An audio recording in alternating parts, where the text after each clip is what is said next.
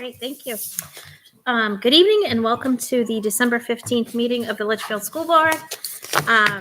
In keeping with a tradition we've held for a few years now under Mr. Burke's direction, we are decked out in our holiday finest. I'll call the meeting to order and we'll start with the Pledge of Allegiance. I pledge allegiance to the flag of the United States of America and to the republic for which it stands, one nation, under God, indivisible, with liberty and justice for all. Oops.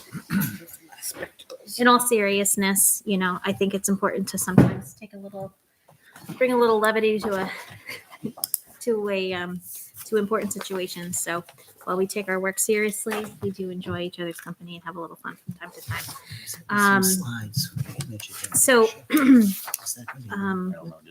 A summary of non-public actions from December 1st, 2021. Mrs. Harrison made a motion to approve the non-public minutes of November 17th, 2021. Mrs. McDonald seconded. The motion carried 5-0. Mrs. Harrison made a motion to accept the nomination of Jada Tessier as part-time school social worker at a prorated salary of $34,650 for the 2021-22 school year. Mr. Burke seconded. The motion carried 5-0.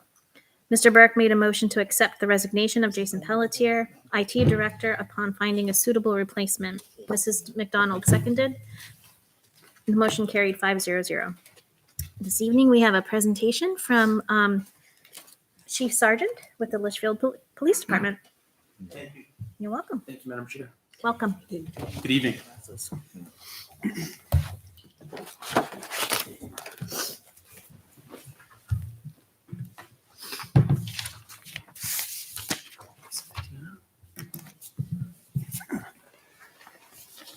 Good evening, Dr. Jetty. Good evening. Thank you. Respected chair members, I want to thank you for finding the time for me on a very busy agenda. And as I'm sure probably the Board of Selectmen have shared with you, I tend to ramble on and talk because I get very passionate and excited about something. So I'm really going to try, just if the buzzer goes off, I'll know to leave. But I think it's really important for the issue I bring before you tonight to share with you, because it's about vision, it's about the future, and it affects the school district, the police department, our youth, your students. I come before you tonight because I have brought forth a warrant article on the town side, warrant article number 7. I am asking our town, our citizens, our voters to support a new full-time police officer position to be assigned as a school resource officer. And this would replace a permanent part-time position, which was a 32-hour position with health insurance benefits and dental benefits, and is fully budgeted for the 2022 year with this new position. And to give you a little history as to how we got to this point, a year back, we applied for a Department of Justice grant. It's called the COPS grant. If awarded the grant, a local municipality would receive $125,000 over 3 years to support the funding of a new position inside a police department. We submitted a grant that we were very confident with, we were excited about, and unfortunately, we were not one of the 3 communities in New Hampshire to be awarded with this grant. But because of the importance, because of the need, because of the positive benefits that this will have townwide, we are moving forward. So that is why this warrant article was one of the last on the town side that you would have seen come forward, because we have almost all of the funding to support this position. And again, the benefit from everyone is so much better. And I thought about considering all the articles that are on the town side and what the future looks like. And I don't know when the right time is. And after careful consideration and thought, the right time is now. So I come before you tonight to ask for your support on this article. I'd like to give you a little more history. I'd like to give you some ideas that I have, and again, what the vision looks like to enhance this position, to enhance this service to our youth, to the school, to this board.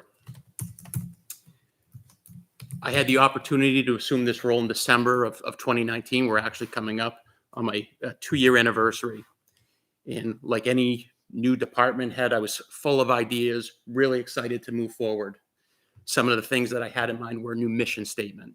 That was very important to me.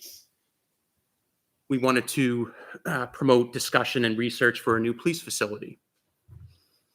Police officer mental health, creating a peer support group was something that was dear to my heart and something that we continue to work towards. And one of the things that I absolutely wanted to do, I wanted to move forward with, was enhancing our SRO program, creating a full-time position and reinstating the DARE program. COVID-19. What happens? Everything slows down. Everything stops. As administrators, board members, as a department head, I share with you the challenges to keep a positive working environment, to try to look through the fog and to see how we can take these tough times and make them better. And I knew that I had to be patient. I knew that the school had a lot to deal with. Our school resource officers, our part-time officers, were now covering road shifts. They weren't in the school. We weren't with our youth who were working remotely. We were faced with the unknown. So the remote learning, the town had many budget concerns as to what revenues would come in. We were put on a spending freeze. Last year was not the right time to bring this position forward, although it was needed. I wanted to talk about it. It wasn't the right time. The right time is now. I had the opportunity to present to the Board of Selectmen last night as to why I felt that this is such an important warrant article, why it should be presented to the taxpayers, and I asked for their support. And I'm very thankful, and I'm happy to report to this school board and Dr. Jetty, I received a 5-0-0 vote in favor of this warrant article. So why is our expansion of this SRO program to a full-time position? How does it help the community? How does it help the school district? 3 major points. We're going to continue and enhance and ensure a safe school environment. We will continue, and so important, to create a positive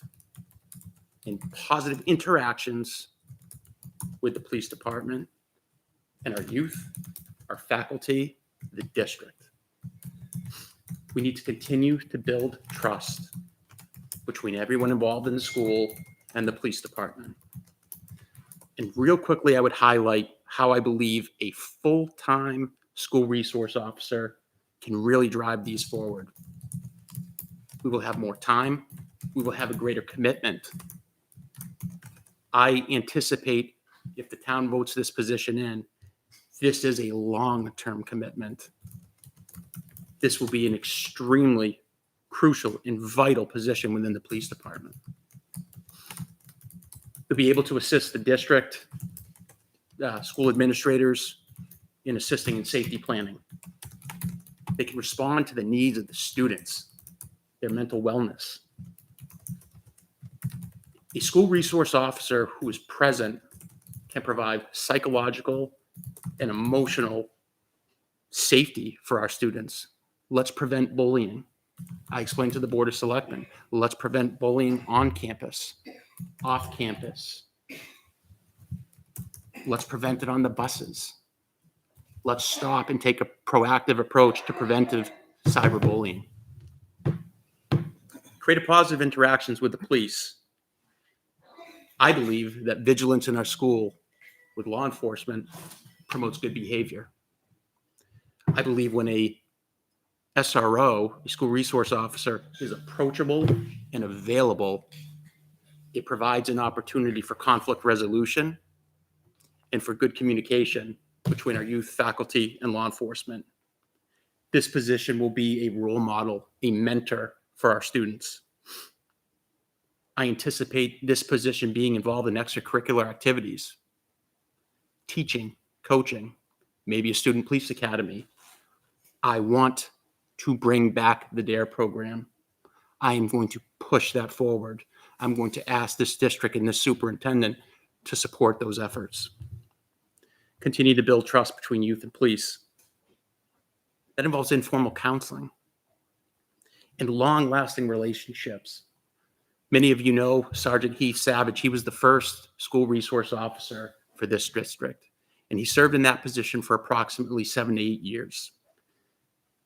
People still come to the police department. They don't want to speak to me. They don't want to speak to other officers. They want to speak with Heath because he was their coach. He was their mentor.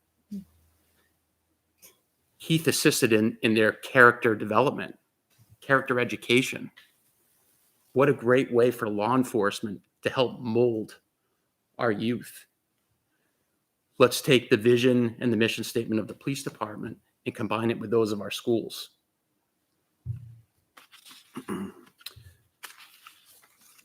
So you ask, who benefits from this?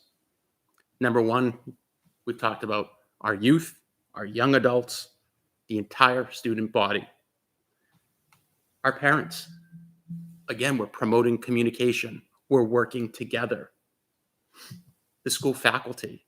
I've had the great opportunity to get to know many of the faculty members, to work, to participate in drills with them, to hear their concerns, to learn, to grow, help develop our officers and our response to school issues. And in return, they've embraced a lot of the things that we've helped for them to prepare for an emergency or how to deal with an incident, whether critical or not. The police department benefits. It works towards our mission statement. We're diligently prepared to provide services to the district, all schools. We continue with the highest level of professionalism, knowing that our actions reflect the vision of the board, administrators, parents, and our police department. We embrace community policing. That's being available and being with the students, being around the campus, being involved. An honorable service. It would be an honor to have a full-time member and continue with our part-time roles, to have a greater presence in our schools and to expand on it. Because I feel passionate, our police belong in our school. Our police officers, my team wants to be part of your team because we know our community. We know our parents, we know our youth, and we know our students. And what a great way to expand on that. Very quickly, because it always comes down to numbers. Next year, we had budgeted for the 32-hour part-time position with benefits. If the town were gracious enough to vote forward this warrant article, and we were to hire a brand new entry police officer with some health benefits, July 1st, 2022, the town would save approximately $8,500. Year one. Zero tax impact on the 2022 budget. Zero. But we're expanding our role. We're getting more hours. I believe we're getting a better investment, a better return. In 2023, for the full year for that position, you would see an increase townwide to the budget just shy of $41,000. A full-time SRO, 40 hours a week in our high school, 32 hours amongst our other schools. Bring back the DARE program. We all know I can't put a price on safety. I can't put a price on the influence, the positive influence that we can have. Just one student, maybe many more, maybe a faculty member. Maybe we're able to resolve a conflict that only the SRO and someone else involved knows about that we'll never know. Those are priceless. The other thing I would share is from an operational standpoint for my department, this position would know, whoever is assigned to this SRO position would be utilized as a utility officer in the summer, in the off season. So when we normally fill second shifts, late nights, day shifts with overtime, we have an SRO position who can come in and we can save the taxpayers money on overtime, and we can save on the 33% retirement. So it's a great opportunity to save money. And I believe in the first full year, there could be probably an additional $6,000 to $9,000 in retirement and overtime savings. The beautiful thing is we're not restricted with hours with a retired part-time officer. So we have the flexibility to utilize this officer at all hours. And I look forward to the input of the district, of our faculty, of the leaders of the school as to what they see. I have my vision, and Dr. Jetty and I have exchanged some of that before, but I look to expand on that. I look to learn from you folks. I look to learn from the schools. I look, and as a department, we look to learn from the youth.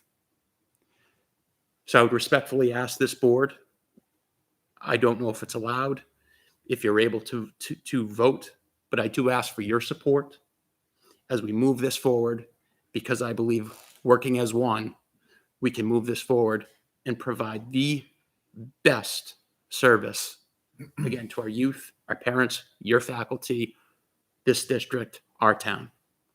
And I'm more than happy to answer any questions. Thank you for your time. I think it's fabulous. Me too. Thank you, ma'am.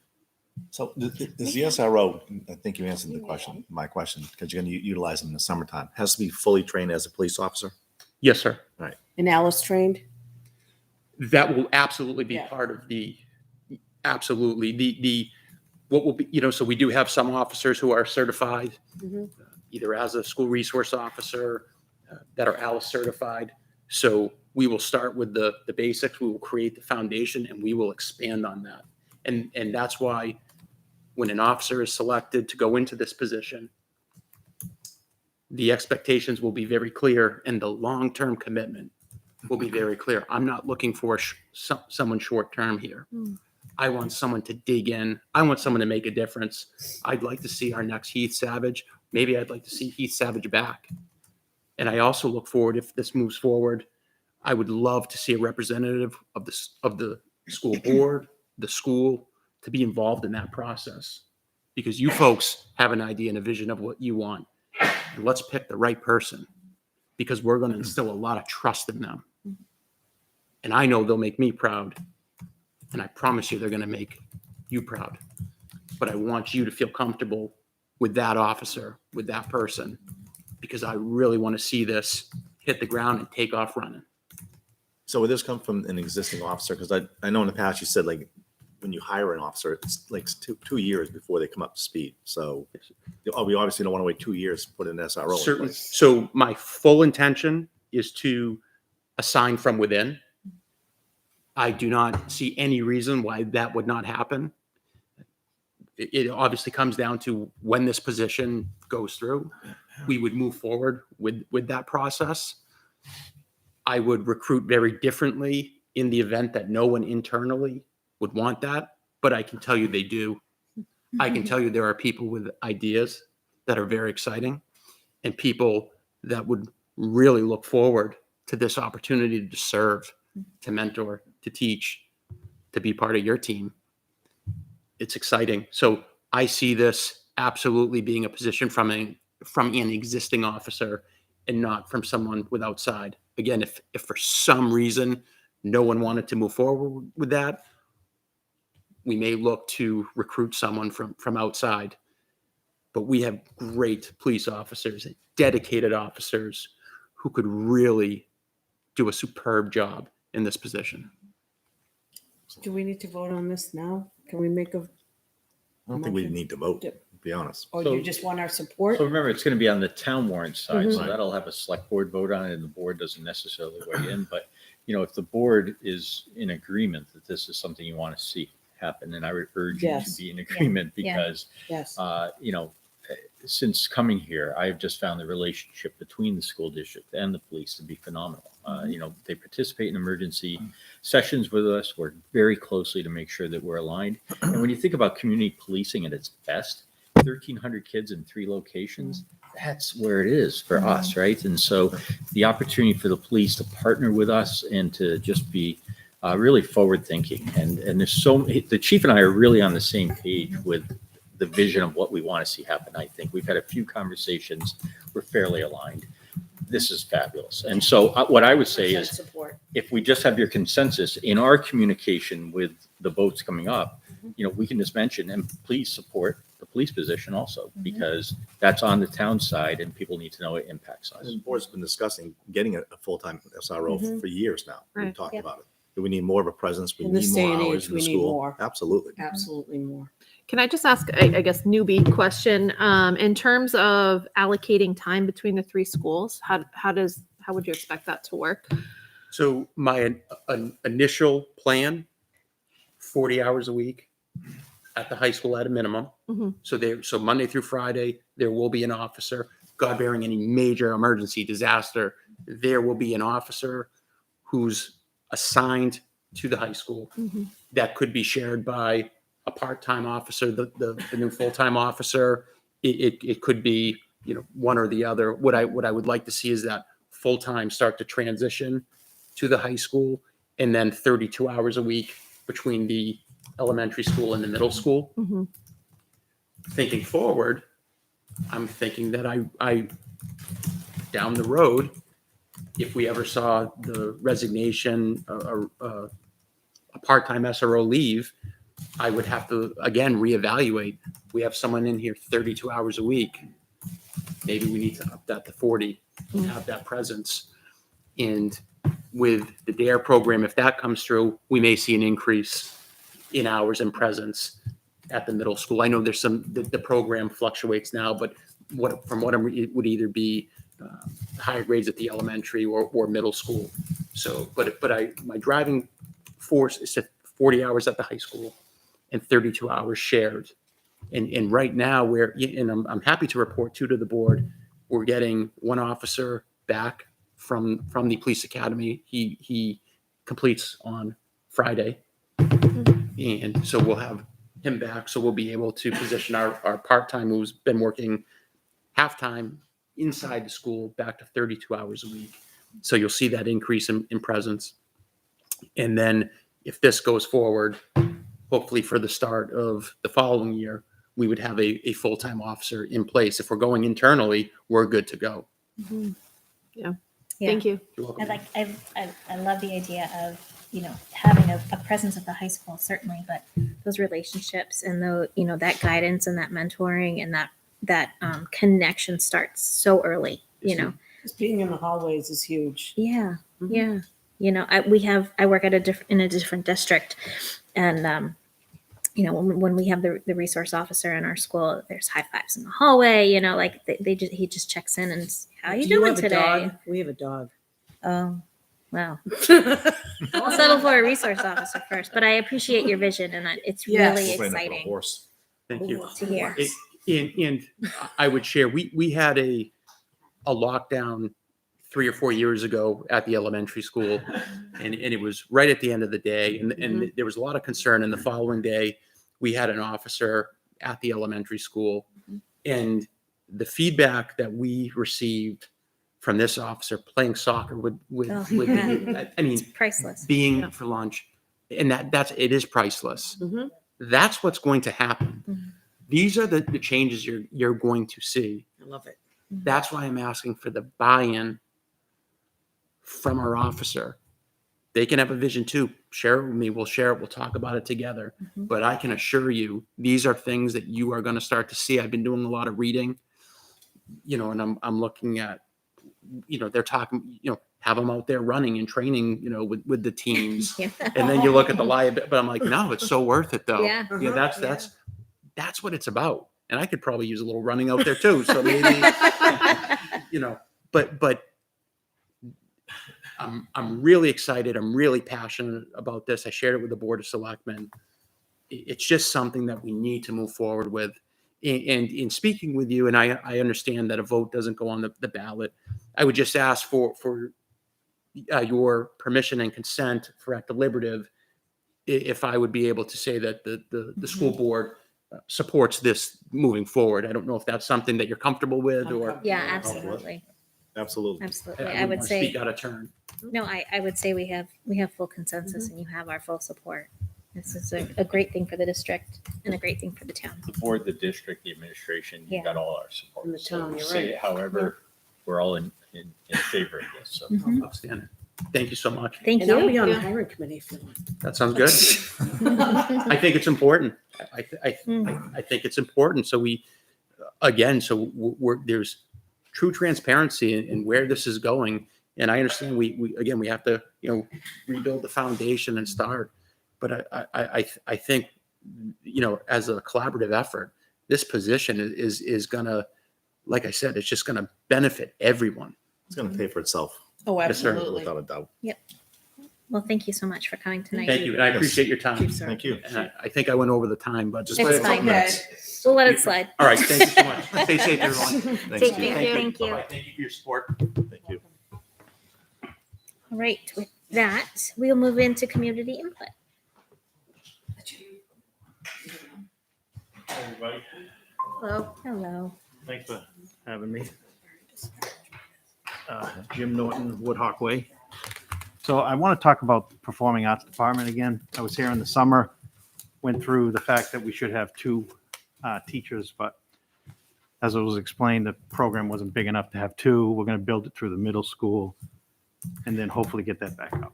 So the one question I did ask at that time was, what happens if Mrs. Milligan gets called up? And I was told there'd be a plan in place if that happened.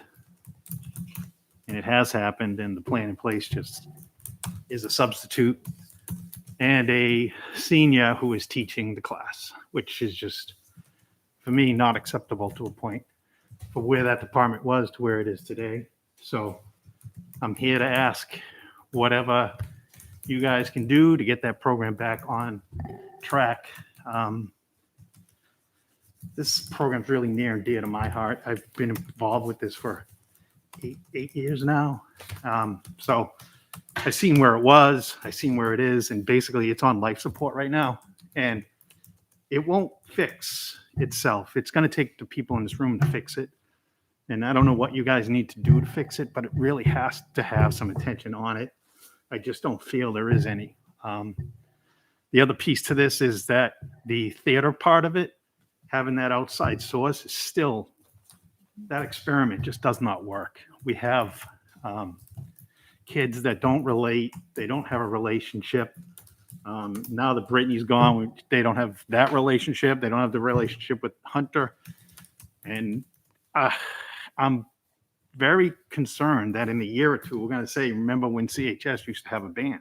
And so I ask that you guys really consider what needs to be done to make this program not only get through this year, but succeed over the next 4 or 5 and 10 years. So that's all I had. Thank you. Thank you. Thank you.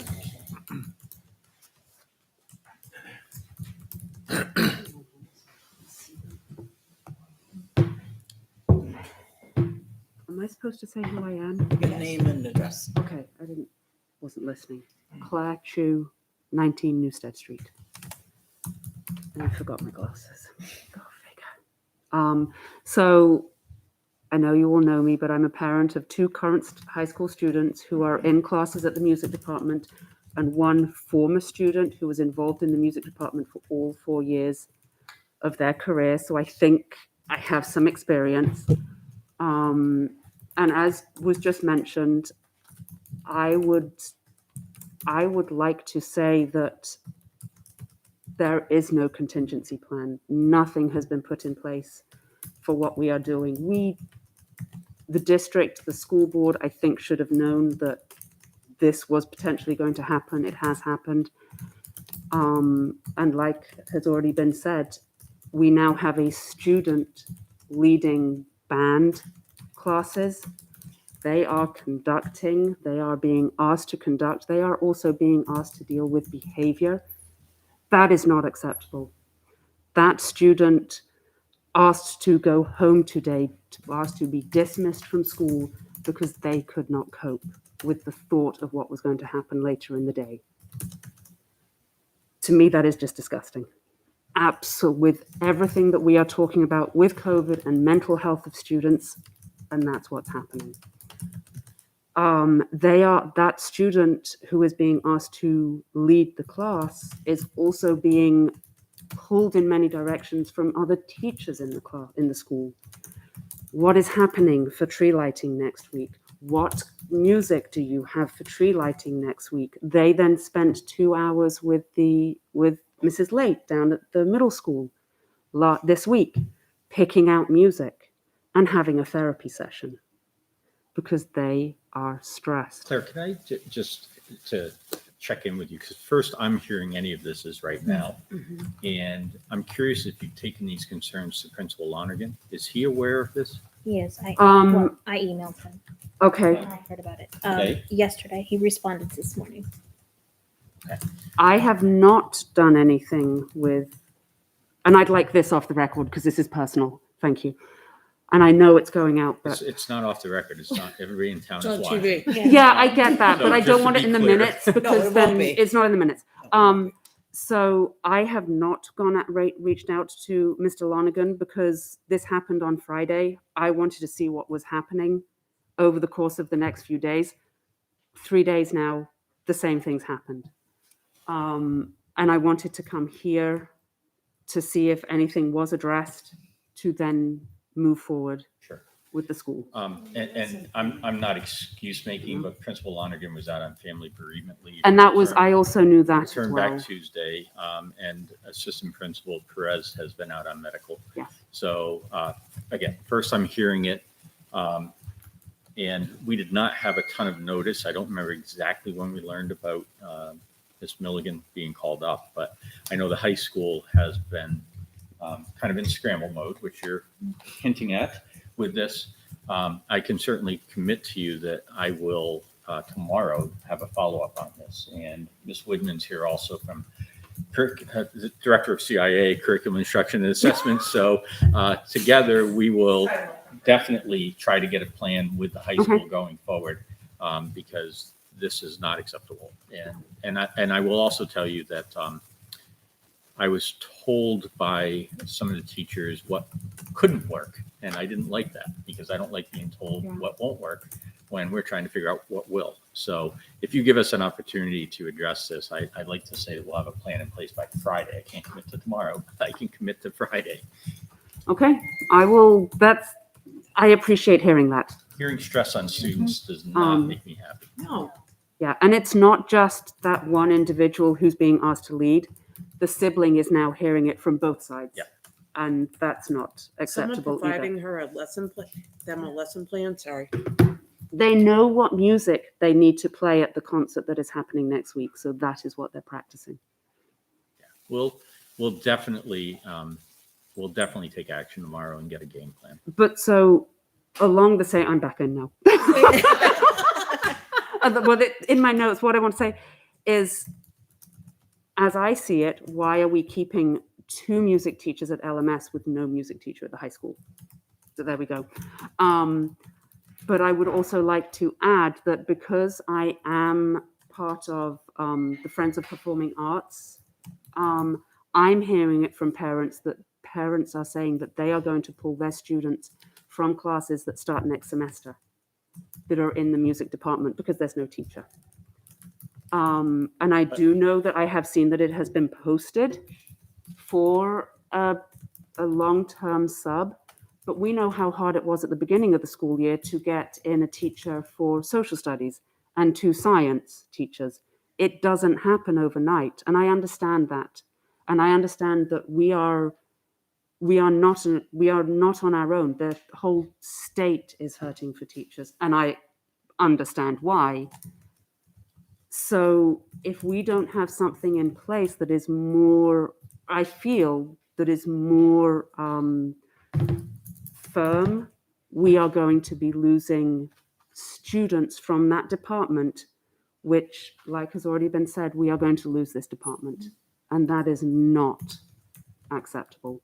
And it wouldn't be, I feel it wouldn't be allowed to happen in any other department. So, And Claire, just to make a point clear, so remember the music department was involved in proposing the plan that's in place. Mhm. I think the big unknown in that was whether somebody was or was not going to be called up, right? So that's like a personnel thing. But we've implemented the rebuilding plan that the music teachers developed. And I can assure you, it's a commitment on all of our parts to restore the music program back to its heyday. Yeah. And so we all have that long-term interest, but clearly there's some road bumps along the way. This is not about anything other than getting it back to, being the music program that we're all proud of. So we are working on that. That is a commitment. There's nothing else going on here other than trying to get this book back. Okay. Thank you very much. Thank you, Claire. Thank you. Any other community input? No, she. No.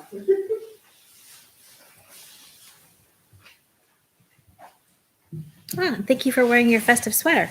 Got the memo. She did. I'm a parent of an 8th grader, Could we have your name and address, please? Linda Small. And the street you live on? Huh? The street you live on? Stark Lane, 29 Stark Lane.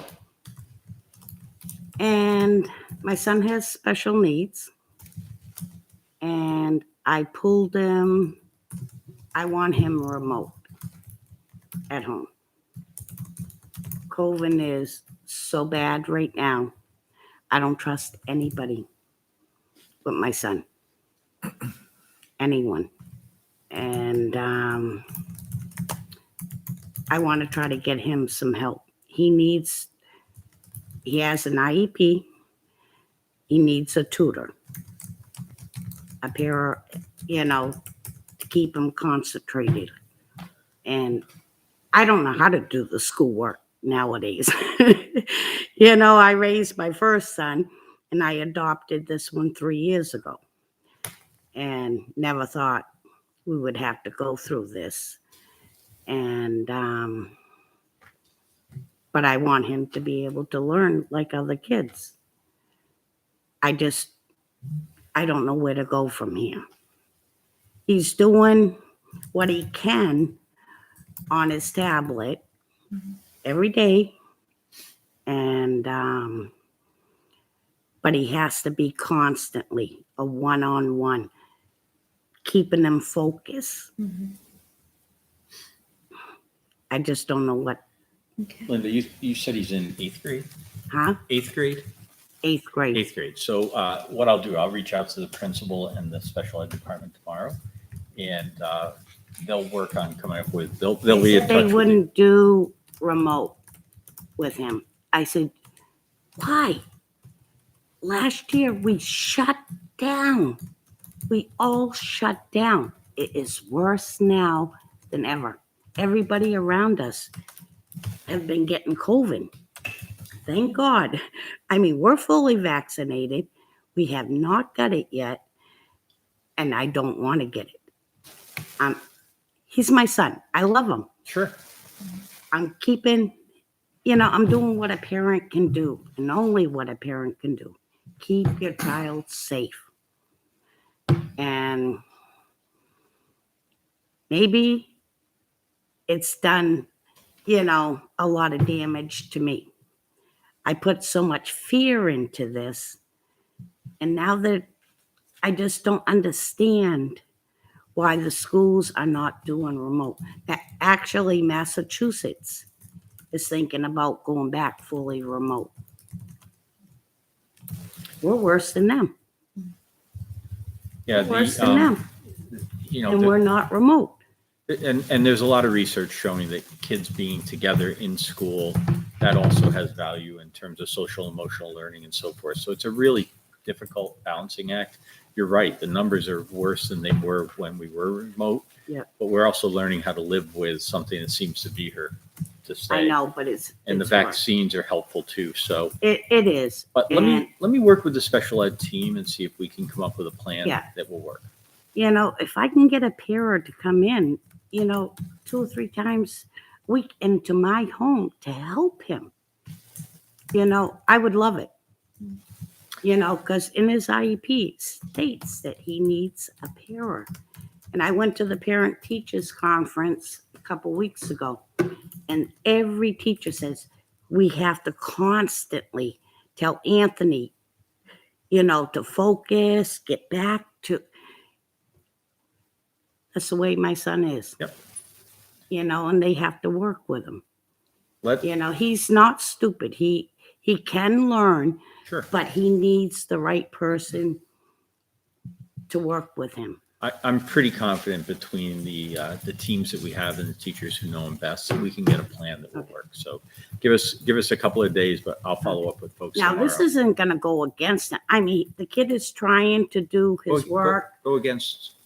you know, keeping him absent, holding him back because I'm keeping my son safe. Yeah, no, we'll reach out. Let me coordinate with the team, and then somebody will follow up with you, and we'll get a game plan. All right. All Thank right. you very much. You're welcome. All right. Thank you. You guys all have a Merry Christmas. Thanks. Merry Christmas. We're trying the best we can, right? Yeah. Thanks for coming out. Thank you. All right. No one left here for community input. And I'm on the screen, and there's nobody No one here. joining us All remotely. right. Sorry, Brian. That's fine. So with that, I will close community input and we will go on to correspondence We have no correspondence once again. once again. Superintendent comments. All right, bear with me a second. I got to get back to my other screen. So just a couple of things for the board tonight. Personnel investigations, there was a training that was held. It was a joint venture between the School Administrators Association and the Department of Ed. And so that training was this morning in Concord. And I just wanted to let the board know Can you that repeat what it was again? it was on personnel investigations. So in other words, if there's a code of conduct violation, exactly what all the steps are. It was really a good training. I participated in it. And it involved an attorney, it involved the investigator for the state, but it also involved a PR expert who gave a lot of good ideas just in terms about the importance of getting ahead of any problems and so forth. So just wanted the board to know that that's where I was all morning. I'm curious if CRT came up in that. Yeah. So one of the questions that came up was the form that the state DOE put on their website that somebody could fill out a complaint. And Diana Fenton, who's the attorney for the department, explained that they were asked by the Department of Justice to put that on because the Department of Justice didn't have the technical capability to do it. And they assured us that anybody who fills that form out, it goes right to the Department of Justice, not to the Department of Ed. So, but that was the only conversation was about that sort of intersection between the law. And as you know, just I'm sure you're getting the school board updates. There are many pieces of legislation that have been filed, and one of those is a teacher loyalty law. So they're having hearings on that law, but it's all tied to the way we teach history. And again, it's causing some concern for educators because if you end up taking this oath, then you're only going to teach history a certain way. It's very, very interesting times with what's going on there. Booster clinics. So we are right on the heels of a successful booster clinic.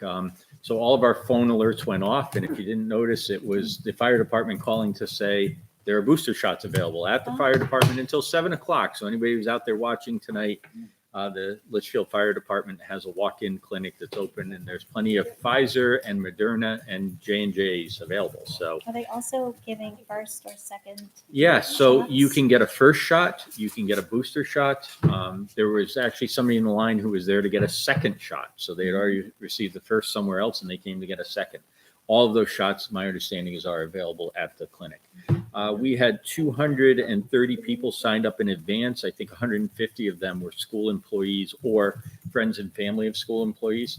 So, it was really a successful clinic. And Michelle, Barbara, and I were there from the school district to kind of kick everything off. We got the initial rush, I think, and then Ann is over there now.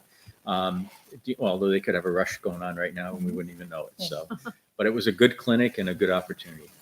Do they have shots for kids or is this an adult only? Because I know that's a different dose. Adult and 16 and 17-year-olds. I just clarifying for anyone who wanted Yep. to do That's a walk. really good clarification. I'm not point. sure where the notification went, but I didn't receive I it. never Liz didn't received receive it. one. So I got the town of Litchfield alert that I saw all our phones light up and I'm like, where's that coming from? Where's that Interesting. coming from? Yeah. I'm You have to registered. register with it's the town's alert system, right? I registered. Although for it that. came under a different number because it didn't come up as town of Litchfield alert. So Oh, I'm not okay. quite sure how they Did you put it get out. one, Heidi? I did not. The other piece is that for those, looking for a clinic, there is a clinic taking place in Hudson on the 22nd. And I just got notice of that this afternoon. I will get it pushed out to our families, And that's 5 and above. 5 and above, right? So, as we continue to battle this thing and the parent speaking tonight is right, the numbers are high. We'll go over all those later, but here's one more thing that we have to help with it. And so that booster clinic is going to be in Hudson on the 22nd. So details to come out. Next, I just want to talk about Reimagining GMS. We've had our second community session. I think it was very successful. We sent the mailings out to everybody in town, and we had, I'd say, double the number of people who participated in the first session. And really, the push or the agenda was to talk about the 5 options. So everybody who participated picked up a really nice handout. And that handout explained what the 5 options are that we have available for everyone. And then we sought community feedback and listened to groups who sort of looked at what the pros and cons are of each of the options. And, largely the groups were in agreement that this is steering toward the need for a new building on a new piece of property. Because when you really look at what the pros and cons are of renovating the existing building or trying to fit a new building on existing property, there are just too many limitations and too many deficiencies with the soils and the mainly the water, the groundwater, that just stand in our way. So this has caused us to do 2 things: hit the brake and the gas pedal at the same time. The brake is sort of on the planning of trying to figure out what to do on those sites. The gas pedal is trying to figure out where else to go and what we could do with that. And so that leads me to the second comment, which is that Tina, Brian, Corey, and I came before the select board on Monday night to engage the select board on, their vision of what location might be, to take a look at whether there was something in the master plan that sort of drives what the school should be looking at. Our sense is that town offices have moved up the hill. They moved out of the Merrimack Valley, the River Valley, up to Albuquerque as sort of the new center of town. And, we should be looking for something for a similar sort of location for a school. So it's quite an undertaking, but that's the conversation that we have had with the select board, and you can watch it on Play if you want. It's on TV, I'm sure. So just pause for a second, but the Reimagining GMS stuff is going 100 miles an hour, and the next session is scheduled for January the 18th. Thank you. You have enrollment data, and so I tried to look at this earlier, and the link was broken, so I'm looking at it for the first time, so bear with me. I fixed it earlier. So November the 19th, you can see that we were up 1 student at Griffin, and it's a grand total of up 3 since the start of school at Griffin. The middle school has stayed relatively steady, and the high school has declined by 3 since the start of school. So, but the numbers for the district then are net 0. We're at 1237, just like we were back at the end of September.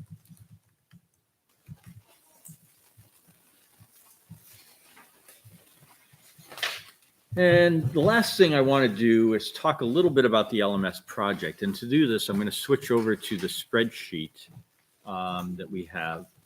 Is it behind me? It will be.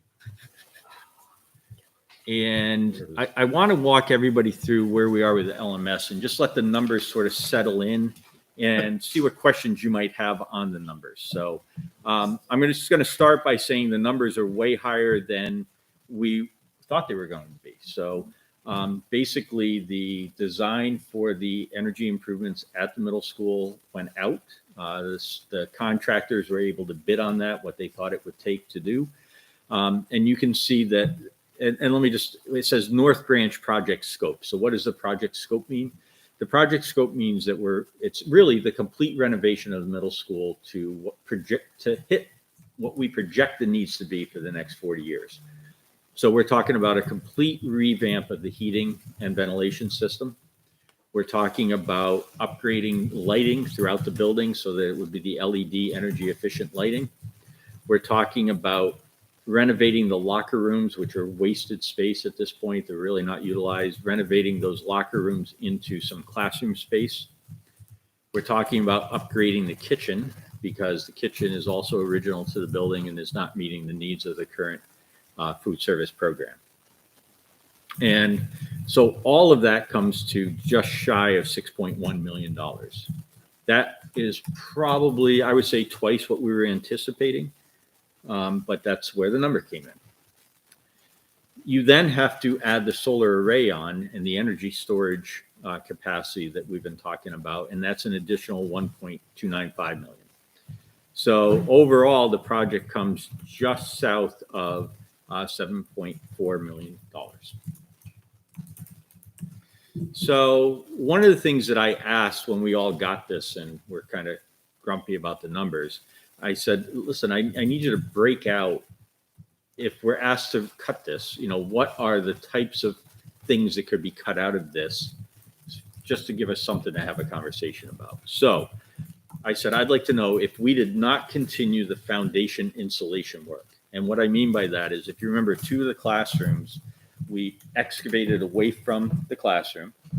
We insulated the slab because the slab is exposed at ground level. So any heat that gets in the slab is just whipped away by the cold air on the outside. So we were able to insulate that slab. And then we brought the insulation down into the ground and out away from the building. So basically you're massing the building to the earth so that you're able to kind of retain the heat within that. We did it with 2 classrooms, one on the north and one on the south. Our goal is to do that the rest of the way around the building. So we're collecting data about it. We think it's going to be actually very helpful toward energy savings there. But if we were to not do that, not spend the money, what would that cost? Well, it would be $105,000 cut out of that budget. So your project then becomes $7,289 $7,289,000 by cutting that 105 out. In other words, it's actually a very small portion of the overall project, and our team feels it's a necessary thing to do. The second thing is, I said, well, what if we just didn't do the kitchen? What if we just left the kitchen as is? So I wanted to know, how much are we paying for upgraded kitchen equipment,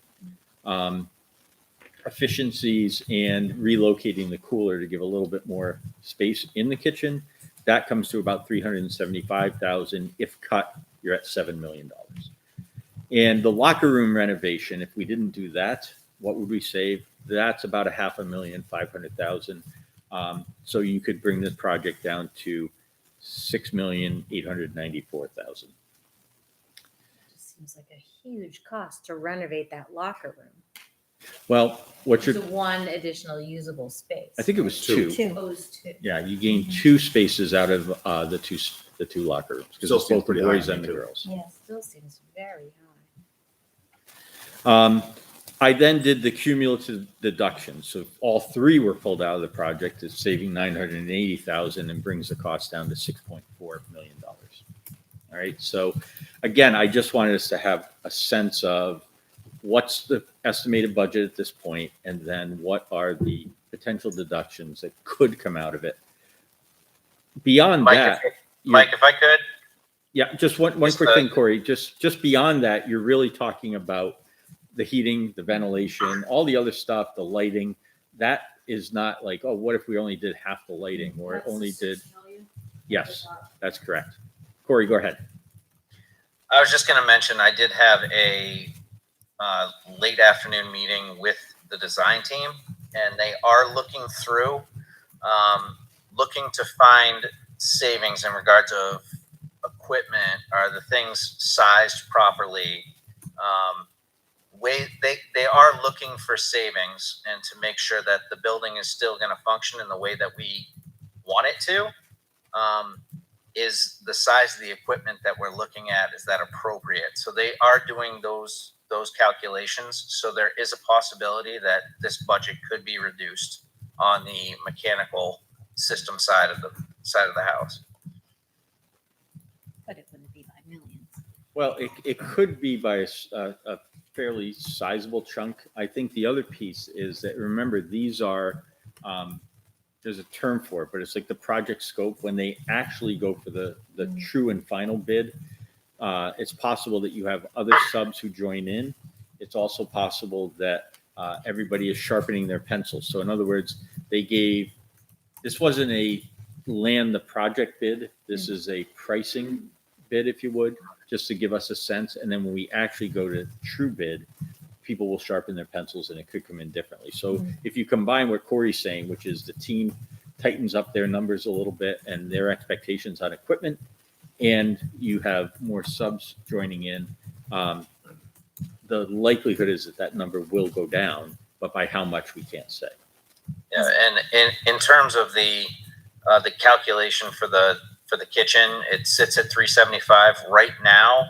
The equipment is in that budget as an allowance because they don't know exactly what the equipment is going to be. So we have to hone in on that, and then that could reduce that a bit as well. Not high dollars, but we'll have a better feel for what the equipment will actually cost.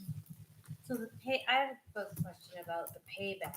Payback costs that were shown very quickly at the community input session were based off of what amount? Half this amount, or like what I would like to see is the other half of this. I mean, this is a huge number, and I know it's much more than what we were all expecting, but what is the payback? So is it even worth it at this point? Yeah, I'm going to get this much money. I'm going to get to that in a second, Tara. And remember that this is the It's another chart. Okay. This is the LMS number, not the GMS number, right? So GMS was if you invest in this type of net zero building, what's the payback on that? Although this is similar because this will also be an incredibly efficient building. I mean, our goal is to have the turnkey at the end of this, and that building is ready for 40 years. It's got the spacing, and I say spacing.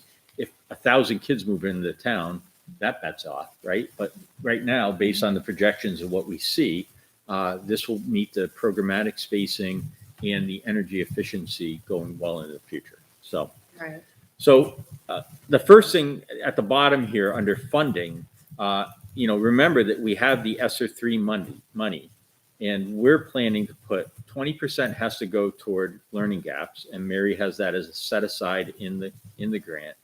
That leaves the remaining 80% of that funding for ventilation work.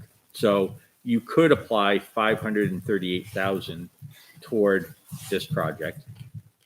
And we also have learned that there's $44,000 plus in impact fee monies that the town has collected.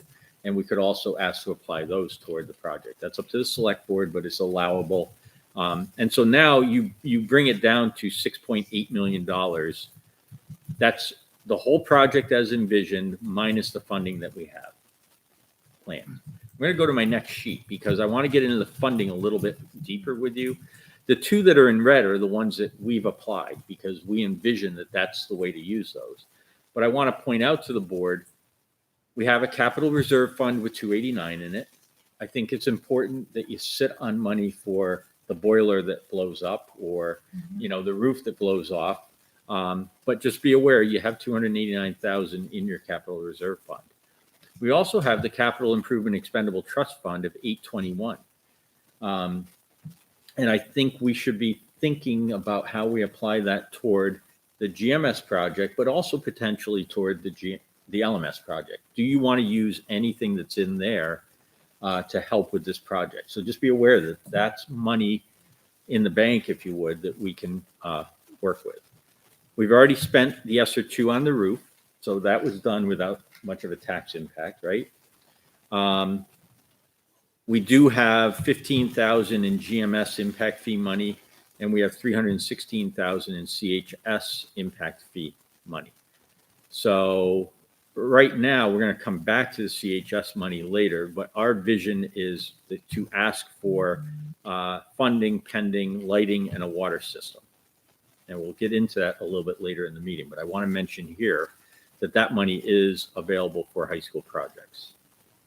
I will also say that going into this, we had been told by Eversource that we would have New Hampshire Saves rebates of about $285,000. When the Public Utilities Commission changed and eliminated the New Hampshire Saves program, we lost that. That came out of our pocket. I have it here on pending funding because there's all sorts of lawsuits going on, and who knows. So there's a potential that, you know, a little less than 300,000 could come our way in the future, but right now that's not there.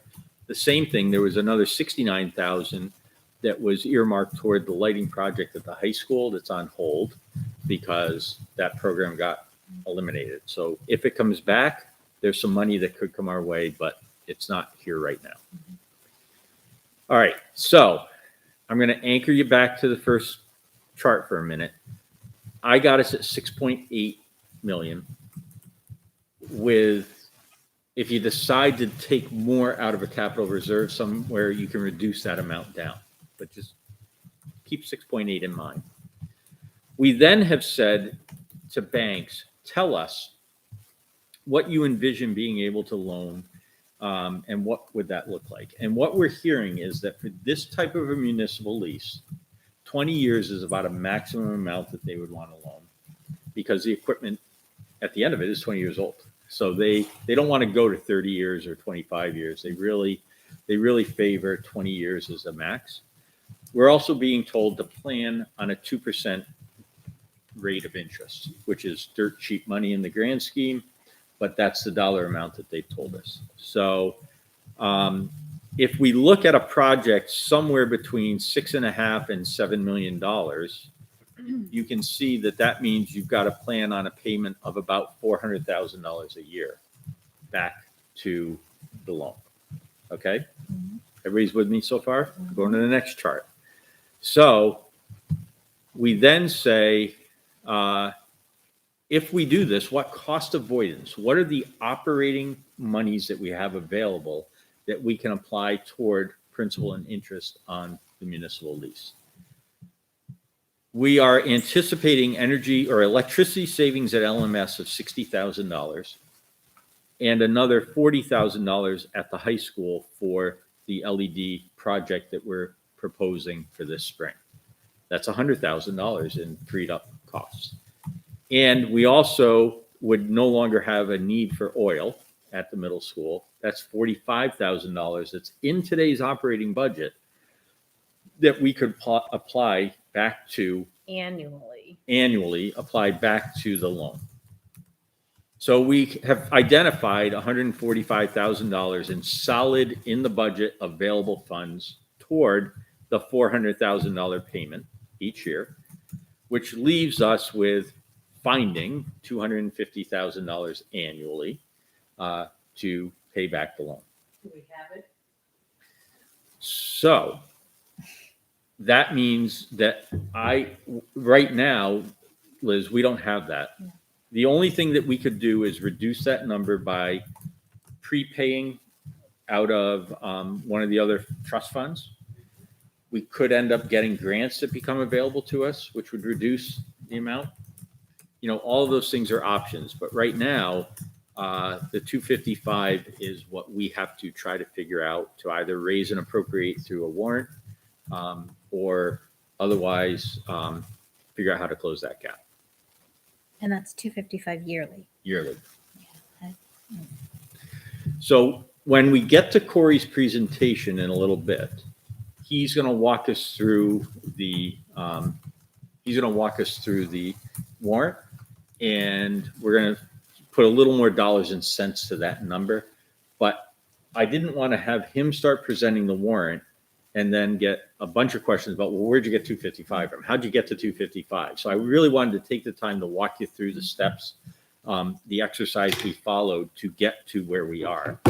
And again, have full awareness of all the assumptions that are in there. Is the 7.3 million the final number? Probably not. It's probably a higher estimate. So there's could be some good news coming on that. Are there additional grant funds that could come our way? There are, maybe. And are there choices the board could make within existing funds to help out with that question? I'll just pause there. Although I do, hang on one second, because I want to click on,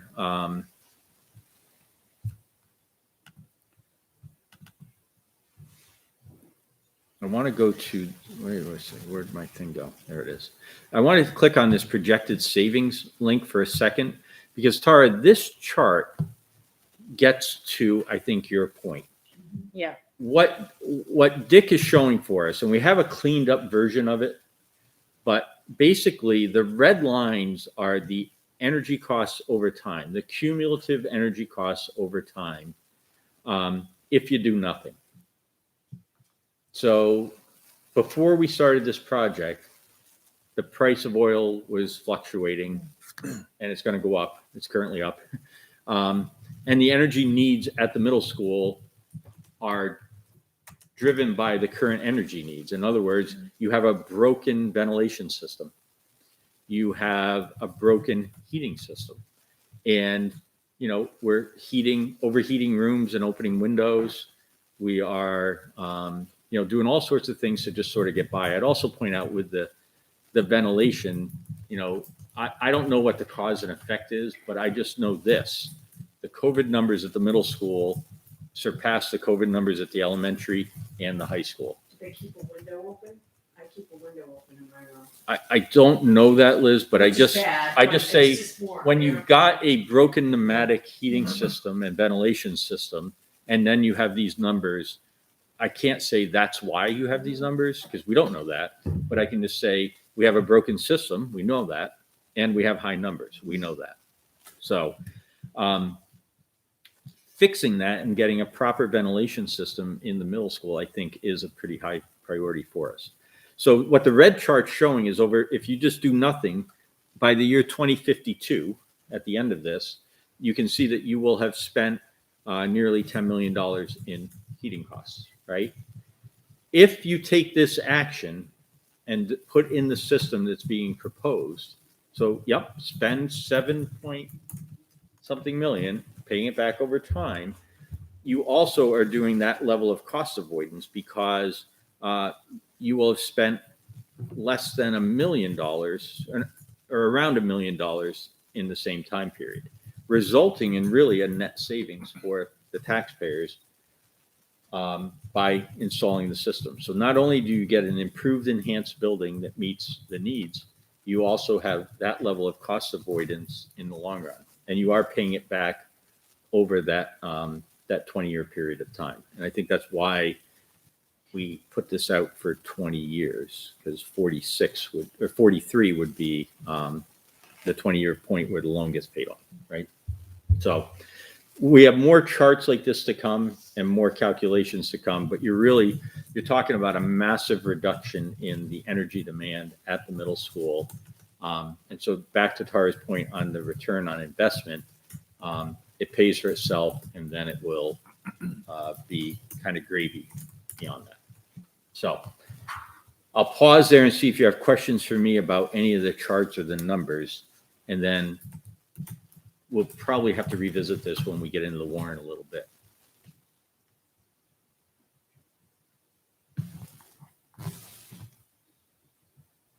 If there are no questions. Just need a minute to No, digest it. It's don't- the first time I'm seeing it, so. Yeah. Yeah, and I totally appreciate that. We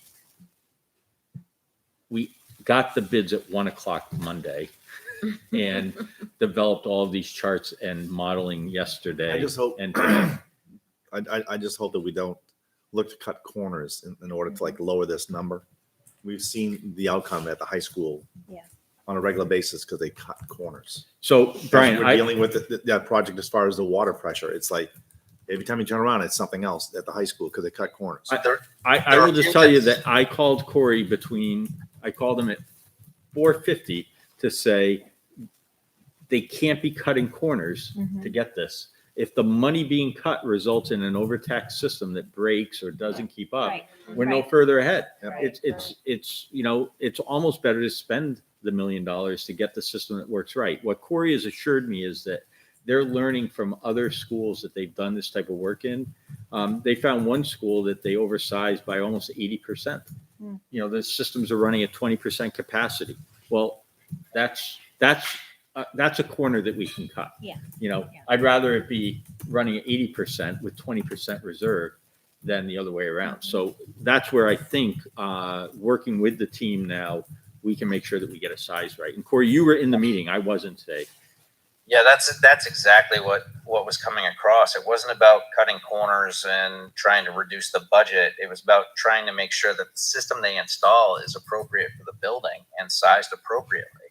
So if we need the things that are within the initial design, they're not going to touch that, but they're going to try to optimize it as best they can to make sure we have the most efficient system that works appropriately for that building. The other piece, Brian, we've been clear, and actually Dick and Dave have been clear with us. We need to get the commissioning agent on board like as soon as possible so that we can make sure there's that independent third party who will sign off to say everybody did their jobs, because that never occurred at the high school. And now we're cleaning that mess up, honestly, versus if we had just done the commissioning.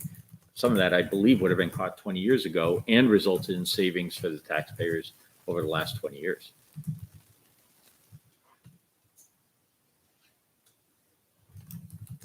All right, that's all I have for you, but there's more to come on this. So,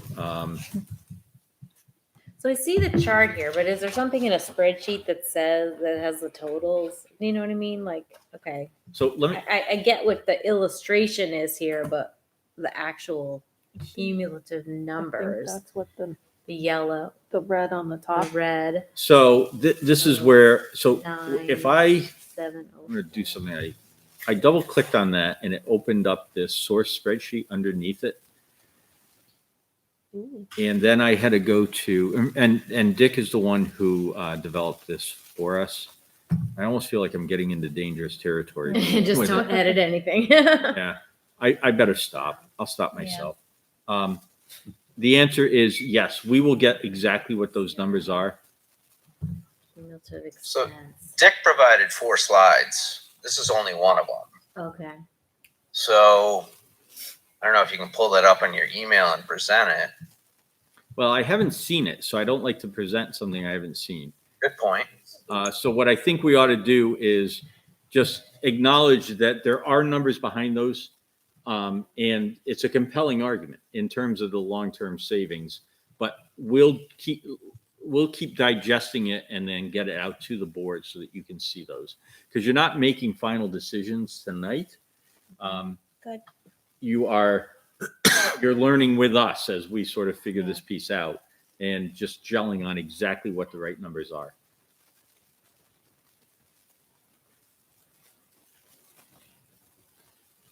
Okay. Thank you. You're welcome. Thank you. Sorry. All right. And that's it for you? I am good at the moment. All right, thanks. School board comments? Liz, any school board comments? School board what? Comments? About that? Anything? Anything. We're on school board comments now. No, sorry. No? I'm in my own world. Anyone else? All right, we'll move on to public minutes from December 1st. Make a motion to approve the minutes from December 1st, 2021. I'll second. Any discussion? All in favor? Opposed? Abstain? 500. That brings us to our curriculum report. Hello, Mary. Hello, good evening. I kept everything short tonight so that I didn't know it's That's what Chief Sergeant said too. True. True. But I will be quick. Just a general overall update. We have just through professional learning, we're still sending groups to Parker. We've had a total of 18 teachers and administrators go this year, bringing our total up to 8 admin across the district and 14 teachers that have gone to visit Parker. And we continue to debrief and talk about the things that we can start to glean from that, and then what are our next steps. Is that K-12? What are No, Parker's, it's a 7-12 school, so Okay. we've been sending the middle school and the high they in school. Okay. Really looking at the competency-based model and the project-based model that they use.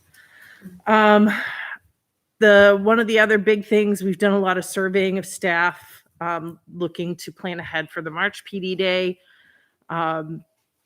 Unfortunately, with conflicts, we haven't been able to get back together as a group, so I don't have too much to report out from that. But also beginning after break, I've put out, I'm going to start hosting stage 1 writing sessions for ELA and social studies so that we can get that wrapped up. So far, just having sent it out last week, I have 7 teachers signed up to do ELA sessions and 5 signed up to do social studies. So, and I sent out another reminder right before this meeting. Grading and reporting, we are looking at our reassessment plan. I hope to have that to the staff for feedback after the first of the year, at least a draft, so that we can start process on that. And one of the other things that we've been talking a lot about is the common grading practices and common feedback practices at each building. So at our we have a meeting next week, but at our last meeting, we broke out into school-based groups to talk about specifically what were the common practices, what do we need to come up with some common language and some common numbers on. So we'll have more of an update moving forward. Perk, I'm going to put on hold because that's the majority of what I have to talk about tonight. Just a couple other things, assessment and data. Our spring testing results have, we've been able to access them. I think they'll be out publicly, hopefully after the first of the year, so we can talk more about that. We'll be starting iReady winter testing after the first of the year. And I have to say that I've been seeing a lot of usage of the personal student pathways in iReady, which is really exciting to me, especially at the middle school. So I want to give a shout out to LMS because those teachers have really jumped in and are using that with the students. So that'll be interesting to see what the growth looks like. So, and at LMS and CHS, we are continuing to work on competency assessments and rubrics. We have, LMS has been using their faculty meeting time. Jen has really taken charge with that to move at a pace that is working for her staff, but still keeping them moving forward.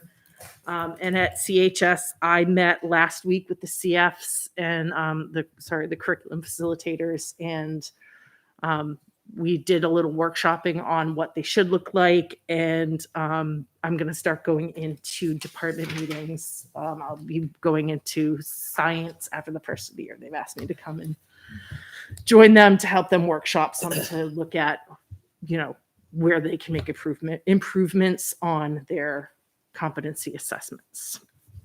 And that is my general overview. Yes. I have a question. I have many questions now. I'm warmed up. I'd like to know how grades, I'm confused. So at elementary school, they're in quarters. The grades, they get a report card every quarter. Yes. In middle school, it's every quarter still? Nope. Semester? Is it cumulative? Yes. It's rolling. So if I have English with Jessica Red, I'm going to have it all the way through, and my grade Correct. goes up and it goes down and it goes up. Now, how is it graded in the high school? Same way. So if you have a half quarter class, like, I don't know, ceramics, you get it, your end in January, you get your final grade, then you start your next one. But Correct. English goes all English year goes long. It's going to be a year-round. roller coaster ride for parents and Our students. competencies are year-long competencies. And the one thing that we've been working more and more with the teachers on, and Power School actually gives us some really, really useful visuals now Mhm. that I've shared with the admin team, is looking at that growth over time, Mhm. so that, you do the roller coaster. Of course, but what yeah. we're looking at is at the end of the year on that competency, where is the student? Because last year was a little confusing because they broke some of the social studies into two parts. Like didn't the sophomore social studies break into like before? Oh, Yeah. economics. Yeah, and- economic, that was in two parts. Because I'm hearing different things from different places, and then I start thinking about my school. But has that been the way it's always been? Since we moved to competency, Only just since a we year, moved right? to Was it Power last year? School, Last year. yes. This Prior Last year. to, we were reporting out at the high school, kids would get half a credit for taking half a semester's course. okay. Or, a semester. This happened when my oldest son was in between, so that's why I'm kind of confused. What ended up happening is I'm a kid who, did really, really well in my competencies in the first half of the year and got half a credit in English. And then the second half of the year, I tanked. So somehow I have to make up half a credit in English. But they're year-long competencies. So your competencies, your skills should be developing over the course of the year, not over the course of a semester. That's true. Okay. So that's when we switched to Power School, we did away with the half credit, the semester half credit earning. Because they're not half-year competencies, they're year-long competencies. Okay. It is a roller coaster ride. Yep. It is, Which is especially if you're struggling. In math, it's always the different subjects, the different things. It all works out. in the end. It is. does. I continue to work with the admin team and the teachers on the fact that it's that roller coaster, but what we should be looking at is that roller coaster with growth over time.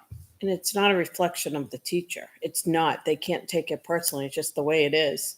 And same with kids. You should not, first competency assessment of the year, if you are 100%, that's probably not going to be what you maintain all year. No. And But it if gives them a there's- false there's- sense of security. Correct. And they don't understand that it's ongoing. Even I've been doing it for 5 years in my school, and they said, well, we're going to start over. No, we're not. Guess what? That's 17 staying. Better keep working. And Yeah. I think, just to share an example from another district, we have to start changing the mentality that my niece got her report card, first grade, and she's got all 2s and 3s. And my sister is panicked. Because they're not ones. It's a 4 point. Yeah. Yeah. And I said, that's where she should be. She's first quarter, first grade. She's right on grade level. Not she should be in second grade. I said, at the end of the year, you want to see her having 3s and 4s Right. because that means she's at grade level or above. Yeah. But that's a tough, That is a different mindset. it's a different mindset. Absolutely. It's a different mindset. And we've been trying to talk more and more about it and get everybody on the same page with it, but it's going to take time. To that same mindset, I had to talk to my daughter's fourth grade teacher because she had 4s on that first report card. And I There's no said, place to go. no. Do not make her comfortable. Yeah. Mhm. Yeah. Make her feel some pressure here. It's okay. I'll take care of it on the other side, but you've just told her she's done. Yeah. Don't tell her she's Right. done. 2s are okay. We're not going to be upset with you. It's all about the growth here. So And that's really it. When we look at year-long competencies, if you're, you got to have some place to go, to grow as the content gets more difficult. And our competencies stay the same, but the skills and the content that feed into them get more difficult during the course of the year. So it is going to be that roller coaster, but we have to look at the whole year. It can't, that's why chunking it in a quarter and then starting fresh, it doesn't help look at that whole trajectory of growth. Yeah. I think that's a parent learning Yep.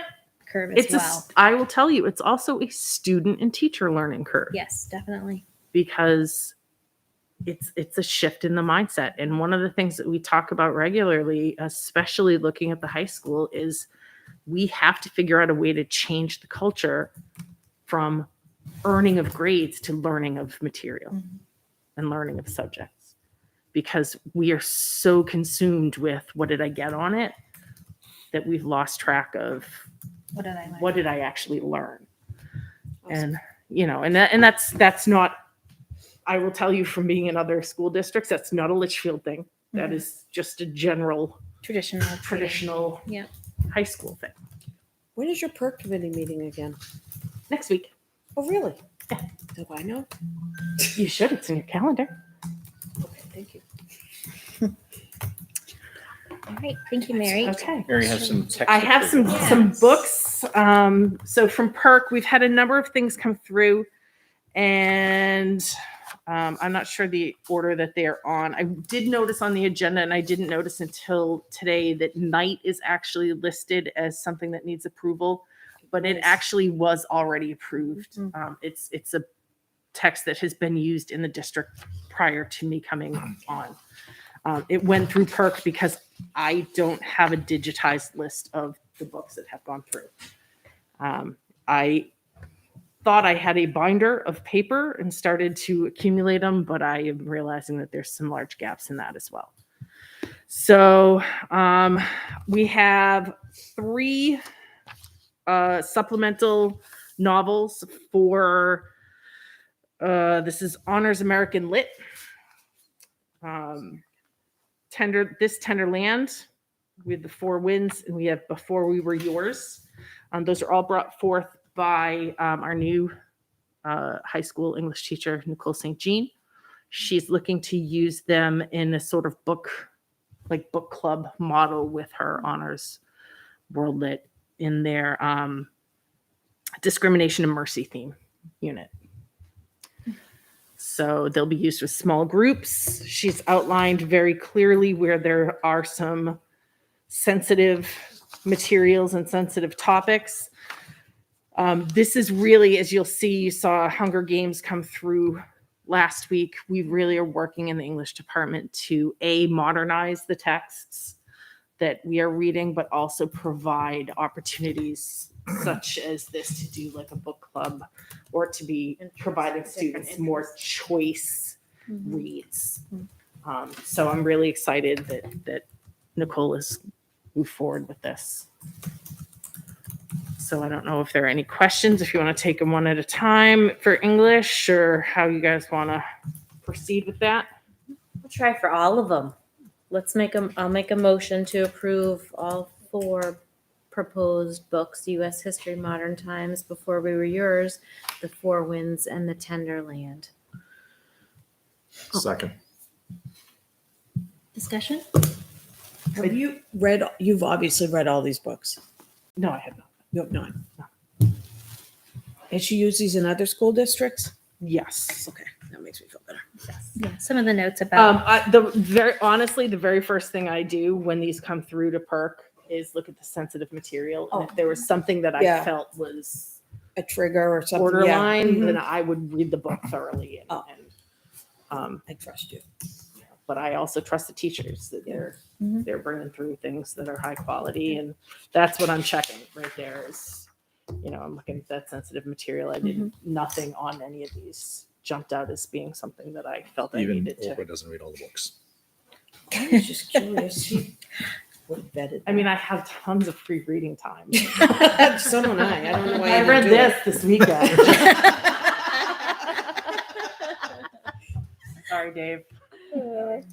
All right. So we have a motion and a second. Any other questions or discussion for Mary? All right. All in favor of approving the titles listed? Aye. Opposed? Abstain? 500.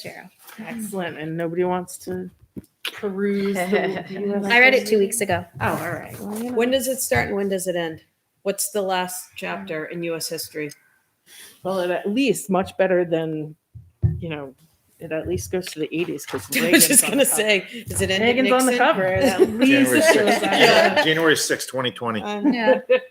Oh, It does have the election of 2020 in it. So And awesome. there you go. it's a nice modern text. Like But the I last also- paragraph, but Well, it's the last couple And also pages. there was an There's gonna election. be a in huge 2020. But we also, More on that Dave and I later. did also have a discussion on the value of the online version of the textbook. As I mean, yes, there's value to the hard copy, but the online does get updated more frequently. And you know what? I asked my son, who's in his first year at school, and it's still $175 to rent a book for 3 or 4 months. Oh yeah, I prefer a book, and he said I absolutely want it on my and computer. So it's a personal it is a preference. personal Yeah. thing. So that's why for I'm old. like even with Chem, when we got the Chem books, Mhm. we got digital licensing, but we got like 5 or 6 hard copies because most of the kids want them on the but Right. there are some that want that, and we'll see next year they might come back and say we need to have more hard copies. I know Dave wants at least a full set of hard copies, which we can do, but the digital will stay up to date longer.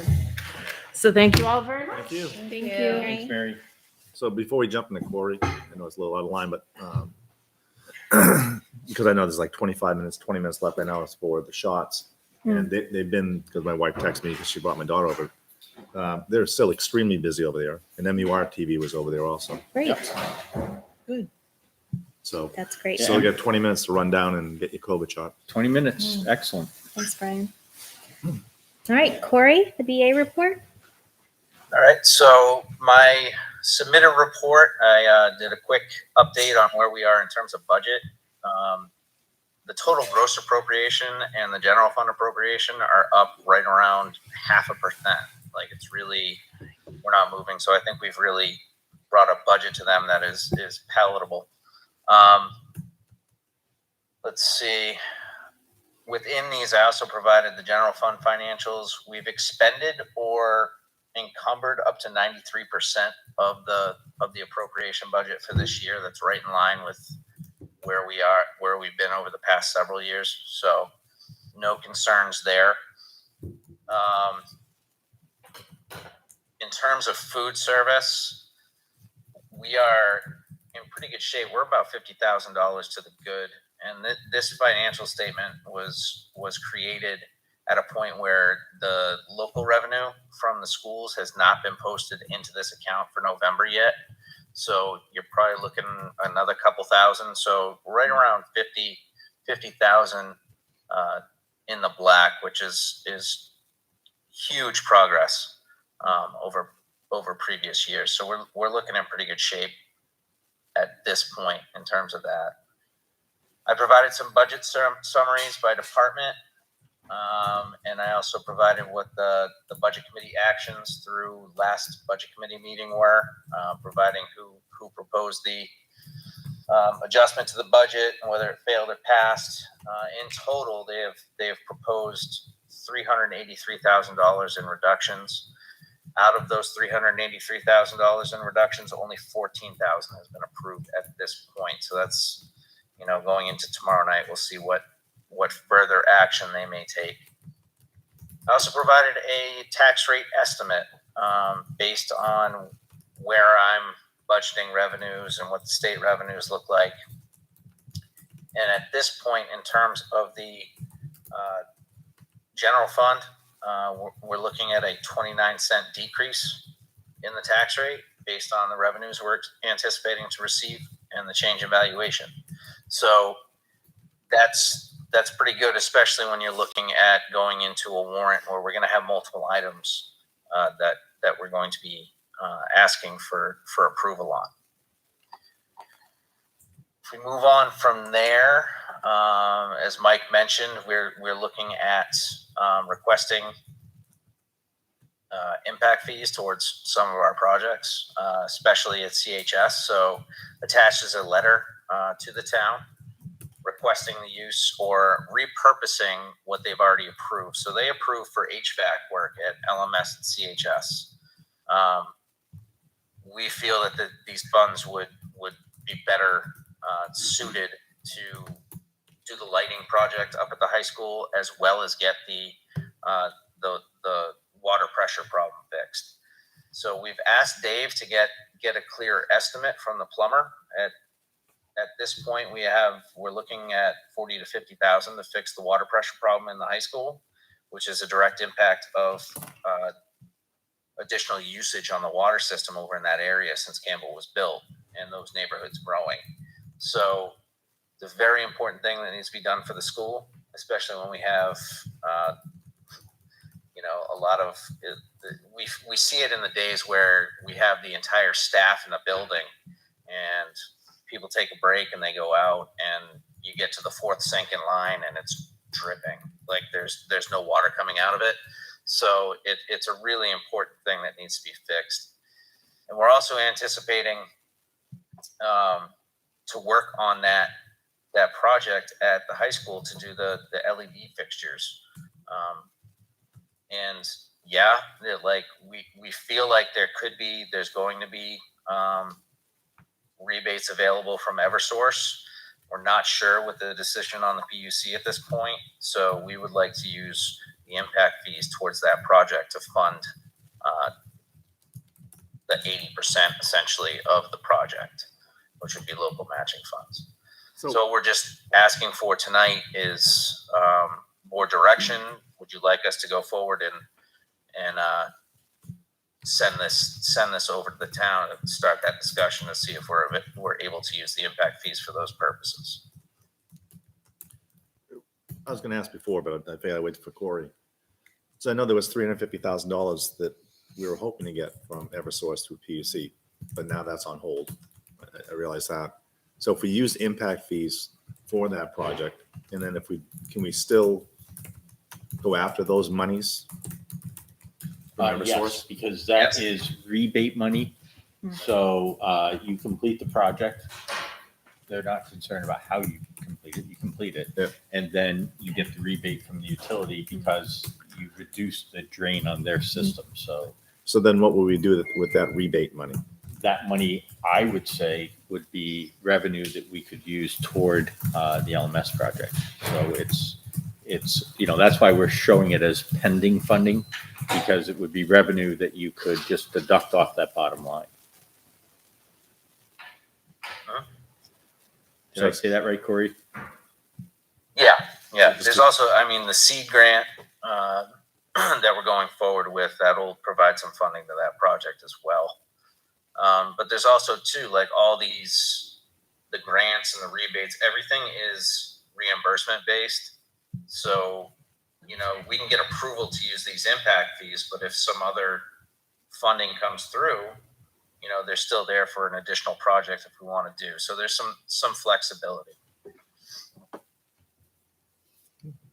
What are impact fees typically used for? So the concept is that a new development comes in. So you take like Firefly. Right. It wasn't there a year ago and it's there now. The developer charges, or the town charges the developer impact fees for the impact of the new houses. Yep.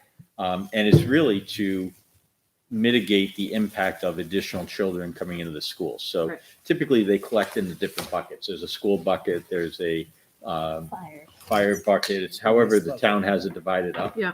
So the way we've understood the impact fees and the way the attorney who advises planning and select board is that you can utilize it really to take care of things in the school that need to be addressed as long as it ties back to the impact of people. So take the water system.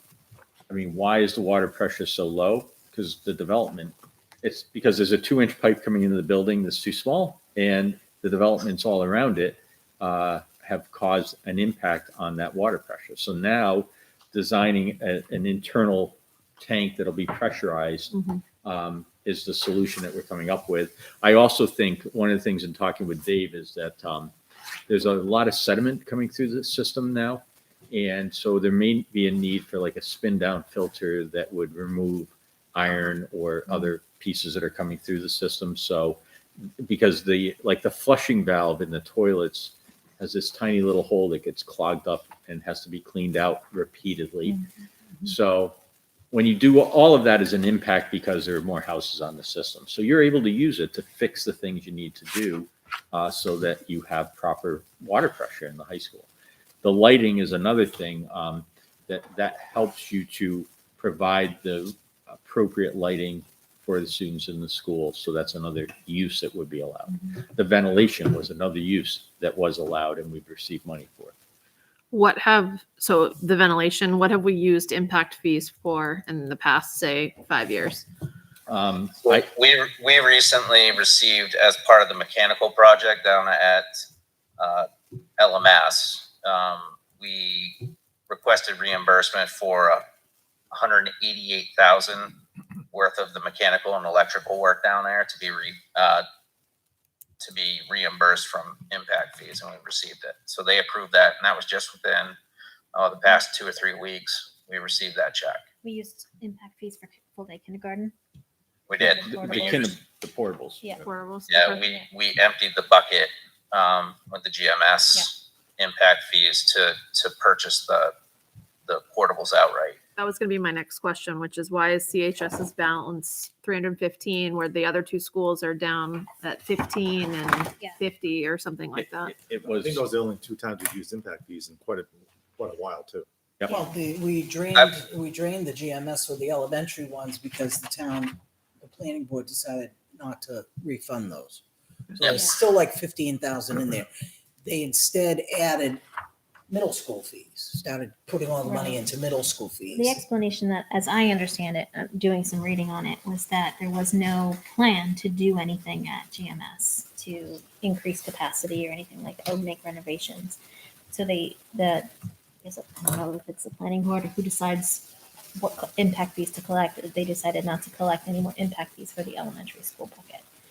And unfortunately, what happens with impact fees, they start disappearing on you. Like, Right. there's They X only amount of last years for and they go 5 or back to the 6 building. years. Yeah. Right. Okay. You have to use them in 6 years or they go back to the developer or whatever. And last question is what happens adding these up? So that's 40 to 50,000 and 310. That's more than the impact fees of the 315. If we don't end up getting some type of reimbursement from the PUC because of this ruling, where is that cost absorbed? So we can't say anything more in public session. Okay. But in non-public, there is some more information that will help with this so that everything will mesh together. Okay. But we're just not at liberty to say anything yet. So publicly. But Got it. I'm doing your math and I'm saying, doesn't add up. Mhm. It will. Okay. Got it. I'm good then. Thank you. All right. All right. So do you need a vote on that or? I think a vote to proceed ahead because this is going to the town administrator, and I think a public vote of the board would be helpful. Okay. All in favor of submitting a request to the Board of Selectmen for the release of impact fees for CHS and the amount of, do I need to say the amount of? Well, per the memo, maybe we'll just. Per the memo? Yep. All in favor say aye. Aye. Aye. We need a second, right? Yeah. Oh, I need a There second. was no motion or I'll make a motion to, that was my motion. Okay, we got your motion. I'll second it. Here we go. All right, thanks, Heidi. And now, Now, let's vote. okay. All right, all in favor? Aye. Aye, opposed, abstain, 500. Sorry about Excellent. that. I went rogue. Thank you. No, it's good. Thank you for that. All right. So now we can move on to the warrant now that it has some actual numbers to it. So we can take a look at what the impacts per warrant are and what the numbers look like. So Article 1, operating budget, as it stands right now, gross appropriation, which is all funds. So the operating budget, $23,916,634. If that fails, default is at $24,221,483. And you can see the respective tax impacts. Either way, if the default, it's a 5-cent reduction on the tax rate. The operating budget is a 29-cent reduction on the tax rate. And that's using the current numbers, right? We still have final voting, I think, with the budget committee tomorrow evening. That's right. So if That's the budget, correct, yeah. So this number, the 23,916 is the budget committee's number. So if they change that, it will change the overall impact. But right now it's down 29 cents savings. We've changed this. This is now the draft. It's not the extremely drafty version anymore. So now it's got numbers on it. We're getting closer. Yeah. Article 2, the LEA CBA, year 1 and year 2. Year 1 to be raised and appropriated is 351,187, and that would be a 29-cent impact on the tax rate. So that would basically, warrant Article 1 and 2 would net to zero, and tax rate wouldn't move just with those two articles. Just a reminder to the board that that's if the agreement gets ratified. So again, we're carts ahead of the horse a little bit, but we're trying to put dollars and cents to what we're doing here. So Article 4, well, actually, Article 3 is to authorize a special meeting if the CBA fails. Just quickly on that, our recommendation is that the board consider putting that on there because of the change in the law. We just think it's important, and that's the wording that legal has advised us for. Article 4, support staff, 99,433 in the first year. That's an 8-cent impact. Article 5, the same as Article 3, to allow a special meeting. So Article 6 is where we got into the estimates of the MLP and where we would sit. So we went with 6.8 million based on what was reduced from, the available funding that we have and the actual amount that we would have to use for the long-term capital lease. At this point, might just change my number. At 255, that's not gonna move the tax impact. at 21 cents per thousand for that. And as we said, the design team is working diligently to optimize the system and make sure it's appropriately sized. So just to put this in perspective, we've arrived at this warrant article and we're up 8 cents prior, right? 8 cents per thousand. Article 1 offsets Article 2, 8 cents for the support staff. I just changed it to, we've played with it so many times, a 20-year note, and 255 was the number that we had. I want consistency between the other spreadsheets, right? So, and that is up 21 cents. So that's a 21-cent ask plus the 8. So you're up 29 cents so far to get the warrant Article 6. Why is there only an the- ask of 250 for the Just to first year? clarify, the 255 would be for the year 1. Right. Because we're taking into account the operational savings that are already in the budget for FY23. So the payment's not necessarily going to be 255, but that's the amount we need to get through year 1. That's the additional raise because the 400's there, the 145 is in the budget in cost avoidance. So it would be done over the summer. Is that what you're saying? Well, we'll talk more about timing of it. So here's the reality. Every school district in America got money for ventilation projects through ESSER funds. Everybody is trying to do projects like this. The other thing is all the labor shortages. It doesn't matter whether it's the guy driving the truck to the person who's installing the ductwork. There are just stresses all across the system. So the idea that we're going to start June 15th and end on August 30th is pretty much not reality based given the current situation. So, and that's just, so that means this is either going to have to be like a summer followed by a summer project, or it will be a summer extended into, if we get this money approved in March and we can start in May and not be disruptive, we can find a way to do that, or as minimal disruption as possible. But I just want the board to realize that it's not the summer slam project. It's got bookends on it. Right. Just because of Is It there doesn't any get discussion with the constructed state in the as far first as year. Expanding that date as far as when the funds have to be used? Well, the funds, the ESSER funds, you mean, those are available till 2024. So we're actually in good shape on that. We're going to use them earlier in the process. So if this happen, if it doesn't happen until not next summer, but the summer after, then we won't realize the savings next year. You would We'll have use the energy costs that you have in there in a traditional way, oil and electricity. yeah. this year. And then we would ask for it again next year. You would have already approved this amount, and Yeah. then you can, Apply it just toward not the remove following it from year. the budget the following year. So it's really just sort of We puts just, it on hold, yeah. if you would. Because no matter how you slice it, you have in the budget electricity and oil. And Right. you're going to have to increase those to Dick's chart. You're going to have to increase those each year. And so, the money is there to cover that. You're just diverting it from, instead of paying the oil guy, you're paying back the solar cells. Okay. Can I question a word in that article, in Article 6? Please. I know we've been referring to the LMS Energy Project, but I feel like this project is more than just adding solar panels and converting our energy. With the renovation, I mean, it's a complete overhaul of the HVAC system, and I just don't know if that word energy might Which word energy are you?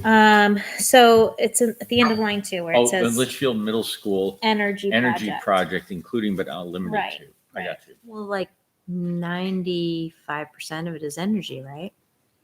I know more. I know. Well, I mean, but we're replacing the HVAC system where there's renovation involved. Would you propose just cutting the word energy? That's what I would propose, just cutting it out. You But could I think also the energy efficiency and energy independence is the overall goal. That's where all these pieces get us. But you Yeah. could call it the Litchfield Middle School renovation project. Right. Because that certainly is more encompassing than just the word I mean, energy. it doesn't really matter when we come down to it. It's our job to explain it and sell it, and explain what the benefits are. So it's just Let me just cut energy out. The Litchfield Middle School project, including but not limited to building renovation, heating and ventilation, lighting and controls, and renewable energy. just because it is such a large amount. Right. If someone hasn't been informed and is just coming in to vote and they see, $6.8 million on an energy project, that they may be Yep. less apt to do that if. And why are we going for a 15-year bond, not 20? I updated that to we 20, updated Brian. it to 20. Yeah, it's in 20 now. How you updated? Yeah, I was gonna say, I mean, the tax burden is like $140,000 a year more. correct. So we had played with different pieces, and I think it said 15 before we got the final, not the final, before we got the estimate that had us say, whoa. Yeah. Let's, it seems more responsible to spread it out over 20, given what it came in at. So I updated the number in the warrant to 20 years. Right, 'cause Is there that any reflects on rationale what in we have. terms of which is coming, why building renovation is coming first and then heating and ventilation? Like, I just feel like maybe the renewable energy, isn't that the bulk of the cost? Like, I feel like the higher cost item should be listed first. Yeah, we can reorder Fine. that.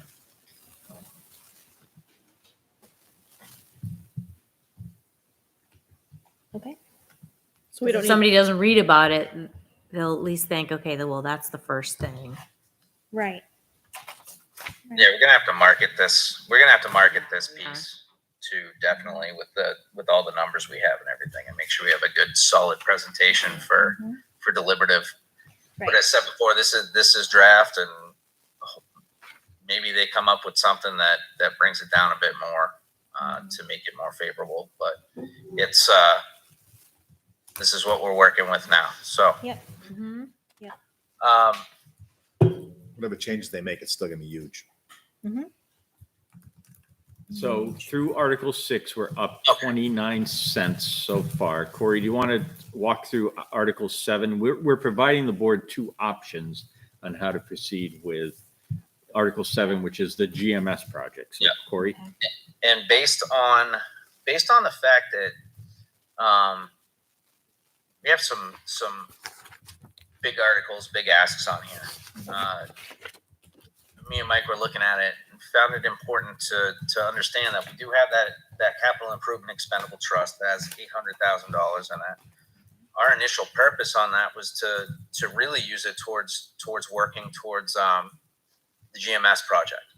So the additional ask would be $125,000, and then the two options are: do we want to raise and appropriate an additional 125,000, or do we want to earmark $125,000 out of fund balance to be transferred to the expendable trust to cover that design work through Barker Associates? So if we take it out of year-end fund balance, it's a zero tax impact. We've already raised that money. We can transfer it over to the trustees of trust funds. If we decide to appropriate it, put it in the capital project fund and pay it directly out of there, it would be a 10-cent increase. So all in all, if all articles were to pass, we'd be looking at a 39% or 39-cent increase in taxes per thousand. Which if you take into mind just the general fund impact itself last year that was estimated was a 60-cent impact on the tax rate per thousand, and we came in at -2. So yeah, I believe there's some impact of the pandemic on that and not full utilization of buildings and kids being in and out remote and full school, but that's a pretty good, I think, 39 cents for what we're looking at doing. Can you say that again? I think that's an important point. Mm-hmm. So is that based on what was given back to the town at the end? So we came in at -2. Repeat that, Yeah, Corey. so how did it go from estimated to go up 60, which the voters supported, to actually being a reduction, a slight reduction? So it's based on actual revenues. The biggest pieces being the state revenues that came in. I see. They came in a bit higher than we originally anticipated. So that has an impact on it. We did return over $300,000, so that helps too. You know, so where we initially budget $200,000 to go back to the town to offset the taxes, we returned over $300,000. So that has an impact. So, and there's the underspend. If we underspent in any particular spots, that has an impact as well. So that's a big swing. It is. To go from thinking you're going to impact taxes in a budget that passed by 60 cents, for it to come in at -2 on the school side of the ledger was pretty good.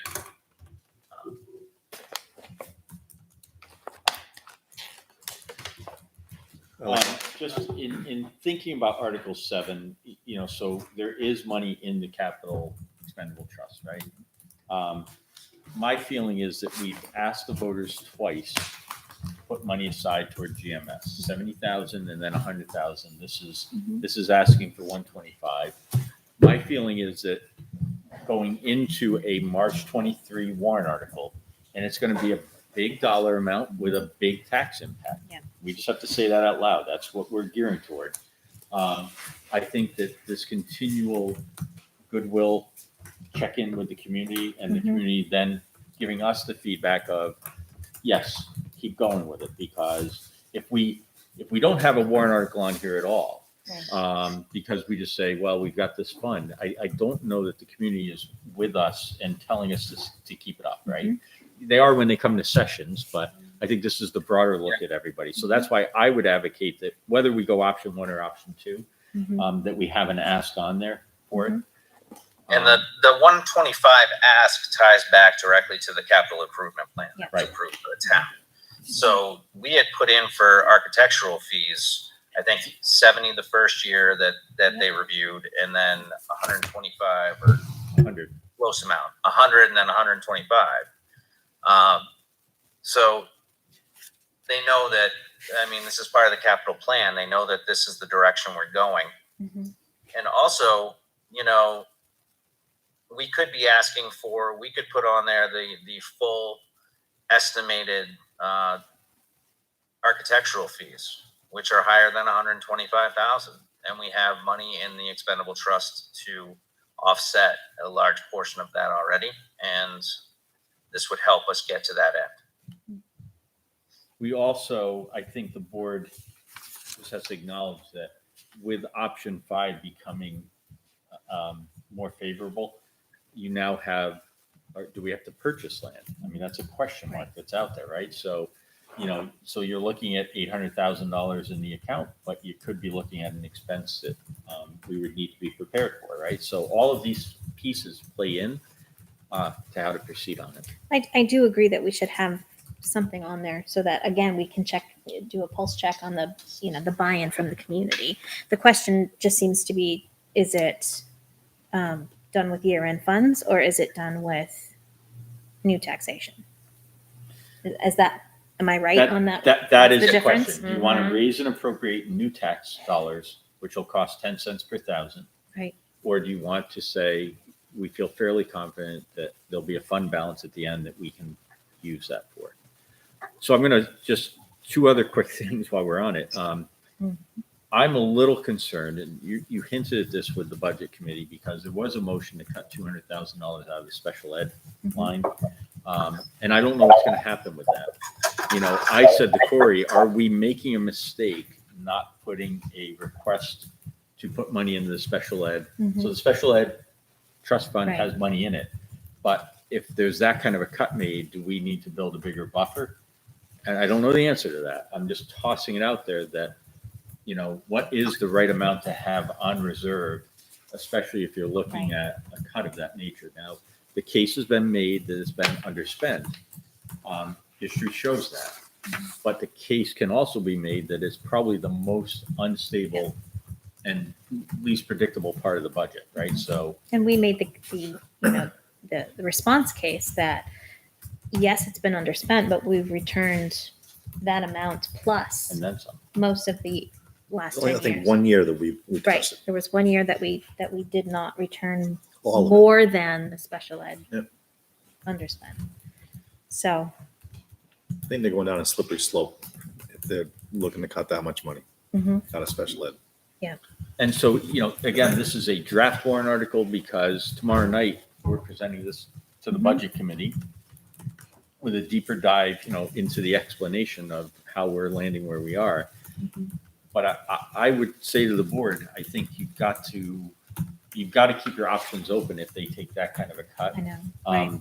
Because ultimately we have to pay for those Right, services. it's And so mandatory. Right. the board will have to decide what your comfort level is. So even tomorrow, I think I would say right now we have 7 warrant articles. There could be an 8th one added Yeah. relative to special ed if there's a cut that's made. Right. That makes the When board do these have to be uncomfortable. finalized by us? What's the deadline to have the warrant finalized? January. After the budget hearing. After the budget hearing, they have Okay. to be finalized. Okay. So that's what, January 13th, right? Yeah. So So that, you have so up until the last Monday in January, I believe, before you post it. Yeah, I think that's what you had mentioned before, Michelle. Yeah. So they can be changed. I know the last couple of years, we've had a lot of underspend at the end of the year. Are we projecting ahead?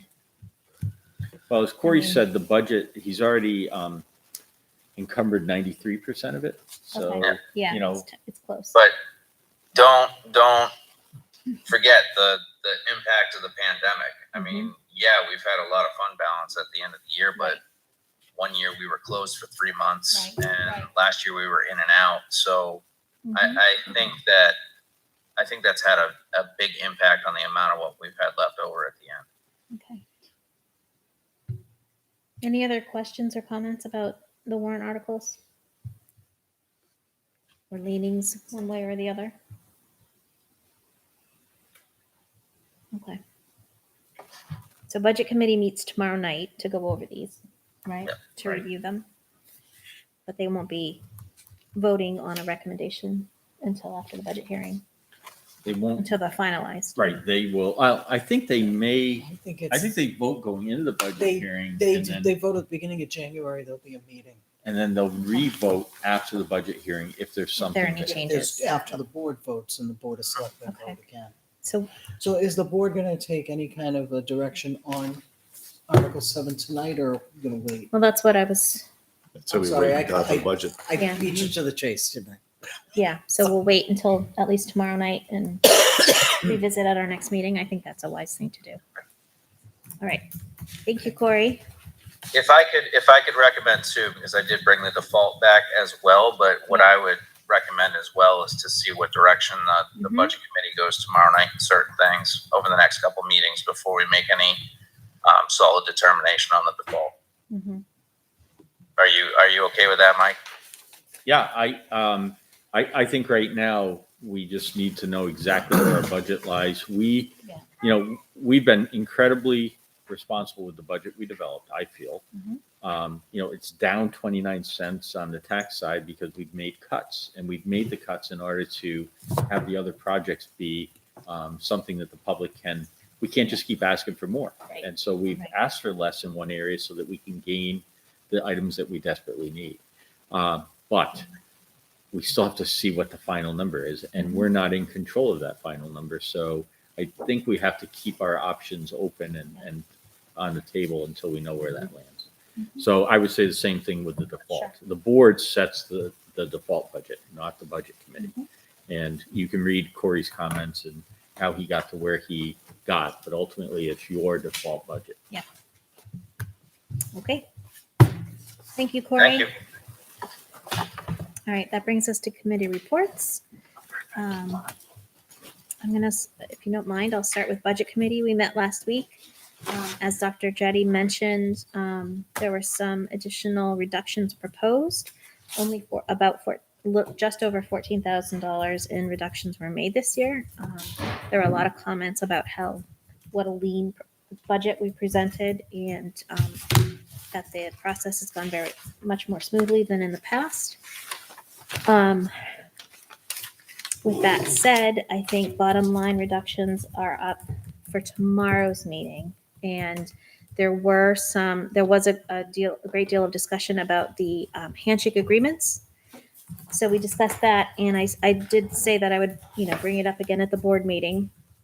And so the budget committee seems to be split. Some members are in favor of writing down an agreement and signing off on it and having that in place so that there's an understanding between the school board and the budget committee that any special ed underspend will be returned. It's basically a promise that we'll return any special ed underspend to offset the tax rate increase, which we have done every year for the last 10 years, except for 1 year when we got a bill late and we needed to tap into the underspend to cover it. As a result of that discussion, it was said by some of the members that because we don't have that, because they anticipate we won't have that agreement moving forward, they need to quote unquote, treat that budget like any other department in the budget. And then a $200,000 reduction was proposed, amended to a $100,000 reduction based on the underspend that we have returned, the average underspend that we've returned each year for the past 10 years. So that was a bit concerning because, and then I said I would also reach out to legal. So Mike sent an email to Diane Goro to ask, legally, is it the kind of agreement that is in our best interest? Is it legal to have such a commitment? And is this longstanding handshake agreement valid? So Diane's response was the school board cannot bind future school boards in a decision that the school board makes. So I took it to kind of mean that, whenever this handshake agreement was entered upon. Well, that means there can never be long-standing handshake agreements. Right. What I took it to mean is that what the board asked, which was an annual agreement, this is how we're developing the budget. This is our current understanding of 5 people sitting here, that's the way you should approach it. Right. Not a 15 years ago in some legendary time, people who aren't here entered into something, because that cannot bind this board. Right. So it was affirmation for the board that you're on the right path with trying to get a common understanding. So, the question is and will be, do we enter into such an agreement about the special ed budget for this budget year? Can I just say one thing in this regard? since I've come in, and my philosophy in terms of that budget, because I've always seen in the budget committee meetings that there is that, you know, they always view the special ed budget as different. My philosophy in budgeting and accounting for the school district is I do not touch that budget. I don't transfer out of it. So any part of that underspend, you know, if it's available in fund balance, it does automatically go back. I don't need an agreement to tell me to do that. So there was one instance last year where we did transfer some money for a project to out of special ed transportation because it was available. In most cases, I will not touch that budget. So, But the other, personally, in my position, I don't think agreements with them is necessary because we do the responsible thing. yeah, the other piece of last They year, would trust us to do the responsible thing. I would hope Is that so. why we have a trust?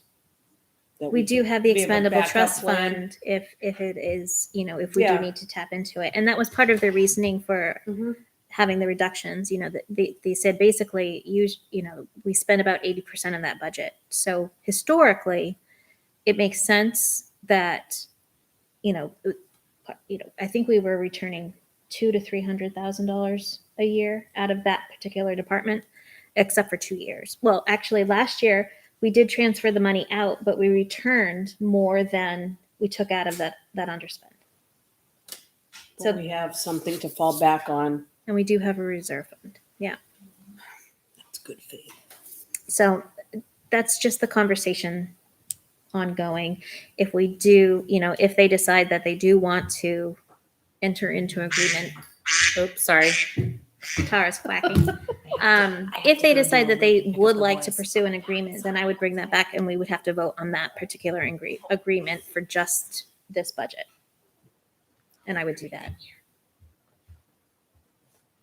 Any other questions or comments about that? No? Okay. Well, how would you envision timing? So there may be a conversation, because I think the board has to act on it. So even you as the rep to the budget committee can't enter into an agreement with them Without the board authorizing you to do that. without the board telling you what the parameters are. Or, you know, I think ultimately if the conversation tomorrow is, this is what we propose agreeing to, it's got to come back to the full board because, Exactly. you know, clearly what Diane said is the board, it's a board decision. The board can't be bound by previous boards. Does that make sense to everybody? Okay. All right. And so we meet tomorrow night. Facilities improvement? Yeah, we met on the 8th. I know we talked about our meeting with the select board and what approach we were going to take and conversation we're going to have. We also talked about, Dick gave us some numbers as far as electrical cost savings, which we've touched on and through the chart of, you know, getting monies back.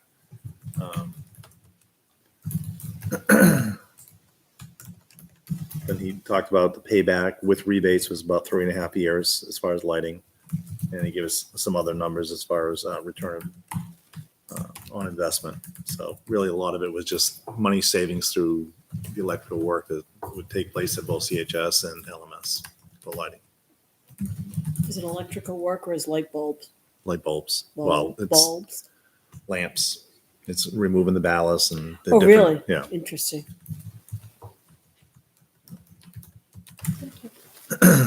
Was that it? Yep. All right. Emergency management? Yeah. We met on the 3rd. The first thing we talked about was we'd asked that all 3 schools check their alarm systems, make sure they're all running up 100%, and all 3 schools came back and said they are. We talked about the camera project to make sure that that doesn't fall to the wayside with our IT department disappearing, so that that work should be done around the Christmas break. One of the things I brought up, again, it's kind of like a safety item, but, and Corey, hopefully it's been taken care of, is the lights. seem to not react as far as daylight saving time. So the last couple of times I've gone to LMS at like 4:45, it's pitch black, and you already have people coming out from one game, people going in from another game, and parking lot's not lit, the building's not lit, nothing. So Corey, do you know, are the lights fixed at LMS so they come on when it's dark? I was there. Dave took his TV down and showed them how to reset the timer, and he did that right there on the site. So that was Monday morning. So they should be working right. Yeah. He said they were about an hour off. And Michelle has put into the, what do you call that, preventive maintenance schedule, a reminder to when daylight savings times come, you have to adjust all those timers. So hopefully we can. And the traffic lights on the And the street. traffic lights Yep. on. Yeah. Correct. Because there's all those little moving parts. then we had a conversation about Alice training, which I know Corey has sent something. I'm sure he sent out to everyone as far as retraining. We also had discussion about training subs and paras, where we have a lot of change Yes. over in that. So we're going to work on something as far as to give them some type of training. We talked about, doing that yearly and do it like early in September, and don't, as far as the training part of it, and don't, as we're doing now, December and January, do the training. It's too important that something like that needs to be done like right at the beginning of the year. We discussed COVID numbers. And then the last thing we talked about is bringing mental health conversation into the emergency meetings. So that was the gist of it. Thank you. Just also on Alice, we are going to reinitiate the student drills. So the schools are doing sort of the soft reminders and the retraining about what Alice stands for. And then in January, we will do actual lockdown drills. So We start that sooner next year. yeah, Yeah, way sooner. it was, I mean, frankly, the situation in Oxford Mhm. kind of woke us up to Yeah. say, what have we done? So we have to really initiate that. Just has to become part of the culture. And this is the group that will drive that. So So I think it's really like at the end of this year, we should discuss as far as how we're going to start next Yeah. year, because Right. Yeah. the last three, at least emergency meetings, we had discussion about Alice. Like what are we going to do? What should we do? And so. Yeah, there should be a plan in place. Yep. Yeah. And like Mike said, I mean, they're starting to implement it right now in schools. I know LMS is doing it. I haven't heard from my high school kids, but I know LMS every day is using a different letter and having discussions. My fifth grader reported back that they were going over it. And again, I think it's just so important when you think about it. They're new to the school. Right. So the Alice training they got previously was at GMS. So it's a whole different layout, a whole different exit Yeah.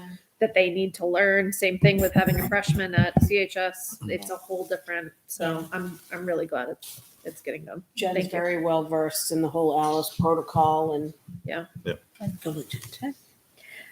We kind of heard from grading, reporting, and park from Mary, Mhm. right? Do you have anything else to add? No, Your meeting I need next to get week. on the invitation list. is it on your calendar? No, All right. I'm gonna look it up. I have Okay. lots of calendars. Wellness, Tara just The stepped Google one. out. That's right. Would it be on there? I'm not sure if they met. And the town capital improvement, have you guys met?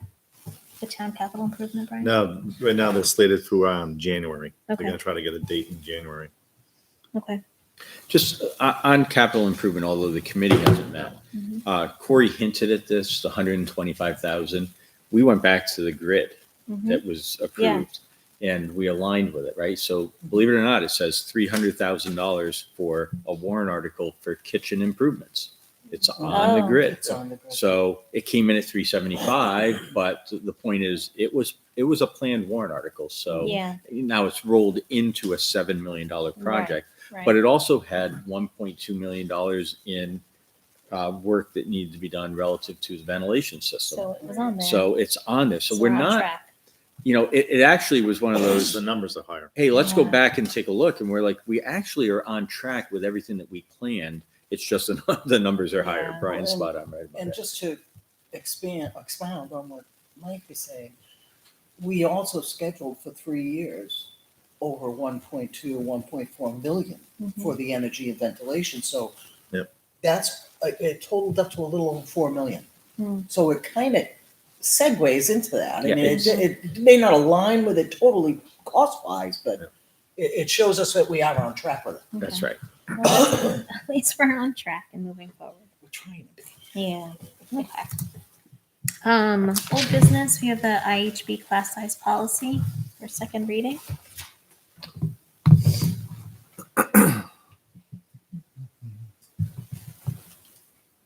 I'll make a motion to approve policy IHB.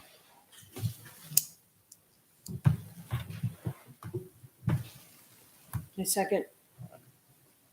Any further questions or discussions? All in favor? Aye. Opposed? Nay. I'm a nay. Oh, but Tara's not here to break the tie. I did some more looking. I'm now going back and forth. Coming into the meeting today, I did some checking and just thinking about the first grade number being at 21. I would prefer for that to be not to exceed 20 for first grade. But I don't know procedurally if we can reopen that vote. You, if I have this right, you can make a motion to change it. Second, if it gets approved by the majority, then you're almost back to read number one again. So, Yeah. But Tara's not here to vote either. you also could move on in the agenda Mhm. and wait until you have all five of you here Okay. to see where it lands. So, We haven't received any feedback, like parents asking for smaller numbers or anything like that. Haven't I received any. received it directly. I mean, it hasn't been through the correspondence, but I received feedback from the last meeting. Yeah. that Thanked me for. I have had personal feedback. And people don't think it's broken, they think it's fine. All right. So we'll pause on that if that's all right with the board and wait till Tara comes back. well, Well, If it's a she comes 2-2 back. tie at this point, right? So we Right. have to wait or it doesn't pass, right? Right. It would fail. so Yeah. worst case, we have coronavirus left. Yeah. And That then always if Tara takes a hasn't come back, it's, you can wait till next meeting. Yeah. Yeah. So it sort of is a tie It's not a right now, so decision it's that we'll not have to make right approved. now. Yeah. You want to go on to? Is that all right? Yeah, that's okay. Is that all right with you guys? Mhm. Okay. Absolutely. Thank you. All right, so let me pull up the current numbers. And, if you look here at the general numbers, I will report for the first time in many weeks, last week, we'll pull the numbers again tomorrow, but the Hillsborough County new cases went up, but the test positivity had actually declined slightly. We still continue to be in substantial spread, but we've been in substantial spread since the start of the year. The other thing is that the Litchfield numbers also declined. So there were only 89 new cases over the past 14 days. And the rate dropped to 1,022 per 100,000 people. So still is substantial, but it was starting to trend in the direction that we want to see it trend. We'll know more tomorrow. The school impact numbers stayed at medium at all three schools throughout the week. And we continue to have required masking at GMS and LMS, with CHS staying steady at targeted. If you look at the GMS numbers, you can see that we've stayed medium at GMS. 7-8%. Those attendance rates, they're down from the 12% that we opened the month with, but they're higher than what we were seeing in the fall also. I will tell you, I think for the first time we added in the total numbers.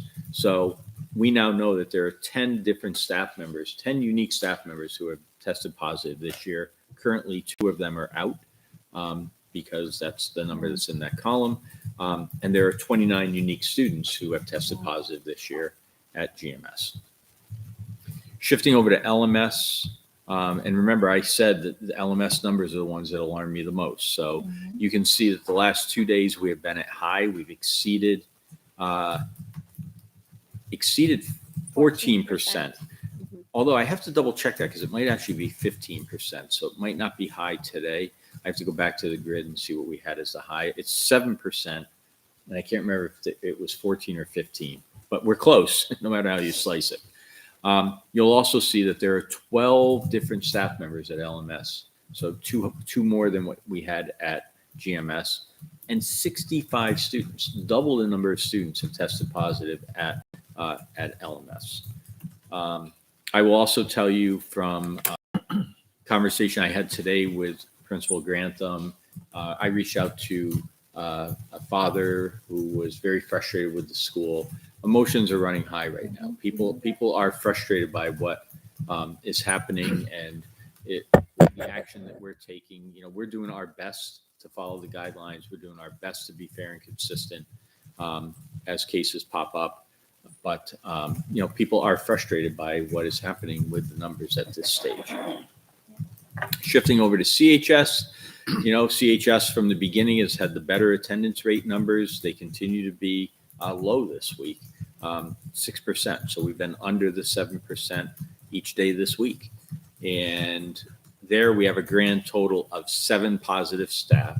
So that's the best number in the system, and 24 positive students. So that's a little bit higher than we would like to see, but that's the overall number that we've had impacted this year. So I'll pause on that, and I'm going to say another piece. The reopening plan I don't have for you, and I'm going to explain why. I don't know what to do. I'm watching.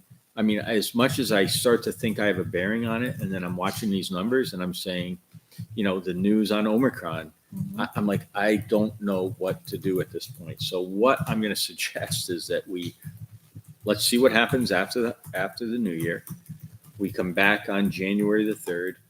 We've got a meeting on January the 6th. And I think we have to decide what is it we want to do based on the numbers that we see from the holiday gatherings, right? So, I had my eye initially on kind of opening things up after the new year, but now I'm not sure.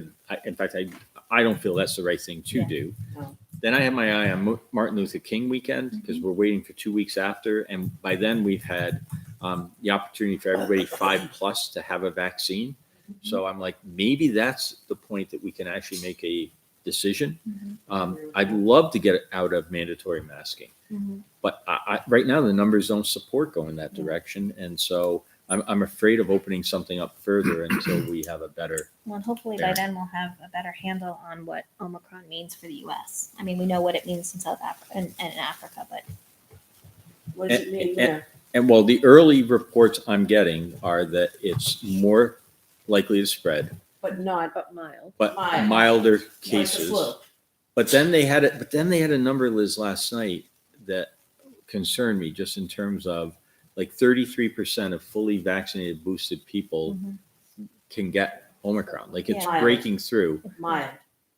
Well, that's still to be seen. And so that's the piece that I just think we need a little more data and a little more time on it. The number that did concern me, I will admit it, that there are 85% of the people in the hospital are vaccinated, are not vaccinated, and there are Not 15 that are vaccinated. But that didn't say whether they had boosters or everything. I'm still going to stick with, we have to learn to live with this. We have to learn to live with it. I don't even know what the students in my class noses look like. Well, I know what their noses look like because they're never covered, but I don't know what their mouth looks like. It's causing mental harm to these kids. They can't read emotions. They're mumbling. I have a sore throat all the time. Now, is it COVID? No, it's because I have to yell through this mask all day. Okay, I'm done. But I agree with you. We have to learn to live with this. It's not going away.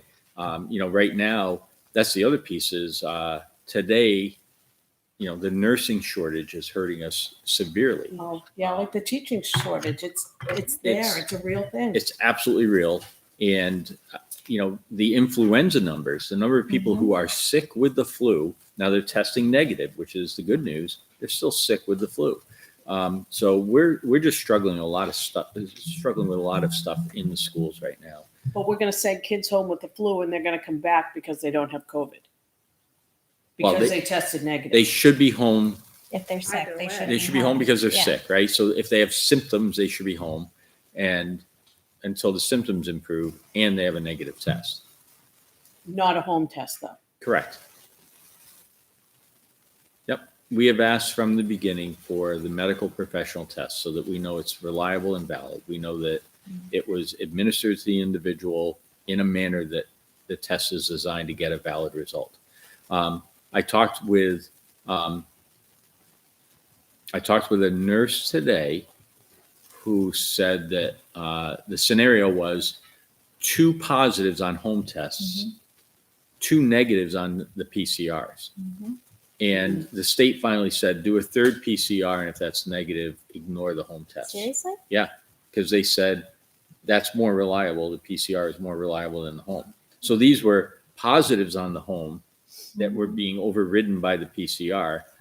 And the state finally said, put your money in that bank, right? So, Interesting. so then I say, well, if that's the case, the negative on, isn't the opposite also potentially true, that the negative on the home test, if there was a PCR done, would be a positive, and then you have to do the best 3 out of 5. I mean, it's just sort of, it's really frustrating where we are with it. But in the interest of everybody's health and safety, I think we have to keep doing that. So going, Okay. I agree that, we wait till after the holidays and see how things shake out. I agree with Liz. It's what she's saying. We need to learn to live with this. And I also agree that come Martin Luther King Day or whatever date we pegged before, that we look at the middle school no different than we look at the high school. That every single person has had the opportunity to get vaccinated if they want to get vaccinated. And I think that's where we start lifting restriction as far as masks. But we do it also depending on where the school is, at that time. According to our data. Yeah. Right. Yeah. I'm not saying, Yeah. because that's what we do at the high school. Still be But masked anyway. Right. I mean, if the high school was high, we'd suggest mask. You look at the high school. I mean, their numbers continue to be low. I know. And every one of those had a chance before school started to be vaccinated. That wasn't the case in the middle school. And now everyone in the middle school has that opportunity to be vaccinated if they so choose. And if not, then again, it's individual choice. If they want to wear a mask, not wear a mask, get vaccinated, don't get vaccinated. But I think it's a punishment to those that are vaccinated that can now, remove their mask, but they can't because we Why said did I bother? Is what I hear all the Get time. it too, but I mean, the number of students and staff members that have been vaccinated and that have had infections and have to still be out is still. But I'd like to know also the number of staff that were not vaccinated that were exposed to COVID. I don't think we can know that. No, we We can't. can't, but it But- would be helpful to know. There are just so many companies out there right now that, and I realize we're not a company, but if you're not vaccinated, I just was reading an article from Kroger that their full-time employees, if they're not vaccinated, they're going to start charging like $200 per pay period for insurance. And they're not going to cover any COVID-related illness if they're not vaccinated. I think masks are becoming more commonplace. Yeah. It's a personal choice. No one's passing judgment on anybody. I see people wearing masks into the future during flu seasons from now on. I'm not passing judgment on anybody. I could see at the beginning when people were like, "You're a mask wearer." I agree, Liz. I think there's way less judgment. There are still some circles where judgment is being passed, including in our legislature, if you pay attention. But I will say, I had a mask on tonight until I broke it and it's hurting my ear now because we've had some situations in the SAU office. We've had some absences and, I saw a great graphic today and it was that if, I'm protecting others by wearing this. And so I feel pretty confident in my vaccination status. I don't know what I might have picked up. I did that last year. And Now I'm done. It was their responsibility to get a shot or not get a shot. I'm done. I've done my part. I'm still caring.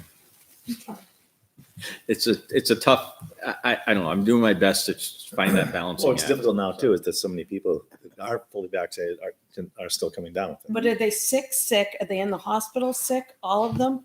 The kids I have in in the my majority- class have a sneeze and they're home for 10 days playing video games. And I can tell you just in knowing nurses that the majority of the people that are in the mass majority that are in the hospital that are ill are unvaccinated.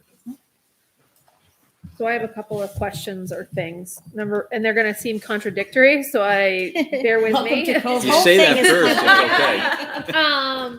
The first one relates to absences right now. Before Thanksgiving, you had sent out an email that said if parents wanted to keep their kids home, it would be an excused absence. Is that something that you're considering for the week before Christmas for next week? Only because I'm looking at the absentee rate, particularly at LMS, but I know that there are people who, like it or not, want to see their family members and don't want to necessarily risk giving COVID to grandma and would like to keep their kindergartner home. I don't know how we feel about that, so I just wanted to throw that out there as a possibility or an option. Granted, I think the kindergartner is going to want to be in school for their holiday party, but I think it's something to think about, to give parents the flexibility to be able to say, I want to keep my kid home right now while it's the worst it's ever been. I understand they're not going to have remote learning and they will be learning through packets and paper and having check-ins, but having that flexibility. So that's number one. Number two, I would like to think about revisiting the home test situation, at least in January. It is very difficult for parents to have to get a COVID test to return when their child has a sneeze or a headache or a tummy ache. They went outside and played at recess and then they ate and then they didn't feel good and then they got to go home. And they didn't drink enough water, so then they got a headache. Yeah. So, and this is happening frequently and it's taking days to get COVID tests. And again, I understand the concern and I understand where our nurses are coming from and I understand that issue. But I think at some point, there are school districts that are accepting home tests. I think Bedford is one. Hudson is.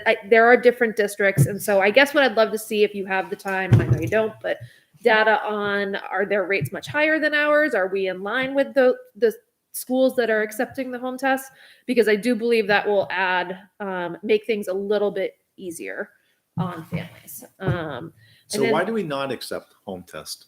So it comes back to, when was the test administered? How was the test administered? And do we trust those results? Back to the case of the two positives or two. But again, who's concerned about that or questioning that? Our nurses. The nurses. The nurses and the admin team all feel that when you take a child to get a PCR, and it's done by a medical professional, they're trained on how far up the nose to stick the swab, to make sure you get a sample, how to read the test results. There's just that greater trust that it's been done correctly. When we first started, we had a parent, this is before we really took a firm stance on it, but in comes the text of a photograph of a test on a counter somewhere. And, the nurse said, I don't even know that wasn't a canned photo available on the internet. I'm sure I could Google a photo. Now, we're not going to accuse a parent of lying and doing that, but it does put us in that scenario of, where did that come from? How do we know? So that's a struggle. And the nurses won't administer a home test, correct? So I will tell you today, we had no nurses in the district, none. Liability. So No, it's not even that. They're just out. They're exhausted. They are. No, They're not here. And then, I come back to, we had talked about, I thought, okay, so if we just do it like every Wednesday, well, that doesn't help the kid who goes home Thursday morning, who has to wait till the following Wednesday. That family still has to go get a test somewhere. So I was like, so now I'm like, I guess we're doing it 5 days a week and maybe on weekends. Bedford does it 2 days a week, I believe, at the SAU office. And you have to have a referral from your school nurse. So if you're sending a kid home, they can say, all right, come to this clinic tomorrow afternoon and we'll get you basically a home test. We'll get you tested and then they accept that. So I'm curious, you can go to like a CVS drive up. They're contracted with somebody to run You can the go to like a test. CVS or Walgreens or anything like that and drive up. Yep. Mhm. You get a PCR test that you're self-administering. That's true. What's the difference between a home test self-administering? That's a valid question, Brian. Well, Not I everybody have to does say, that. There are. We haven't been to the doctors many times, but there was one time that both my boys, probably 2 weeks apart, had to go, and they went to different places. Once to the Elliott, once to Dairy Medical Center. We were able to get the results within 24 hours. Yeah. And so I don't know But some labs are sending them to other labs. So it depends on the lab. If they have the capacity to run the tests in the lab on site, then you get them, like we've gotten ours within half an hour. But then there are other times we've gone to the same place, but for some reason it got sent out and we didn't hear for 3 days. Plus, it's harder and harder to make an appointment to have the test done. I haven't been able to find anything. Derry Medical and Derry. Right. So again, I'm not expecting this Yeah. change to be before the Christmas break, Right. but it's something I would like to consider, at least if we're considering relaxing some of our COVID plan protocols, that home tests be a consideration as something that could be reliable. I don't think we're looking to relax any of our protocols whatsoever.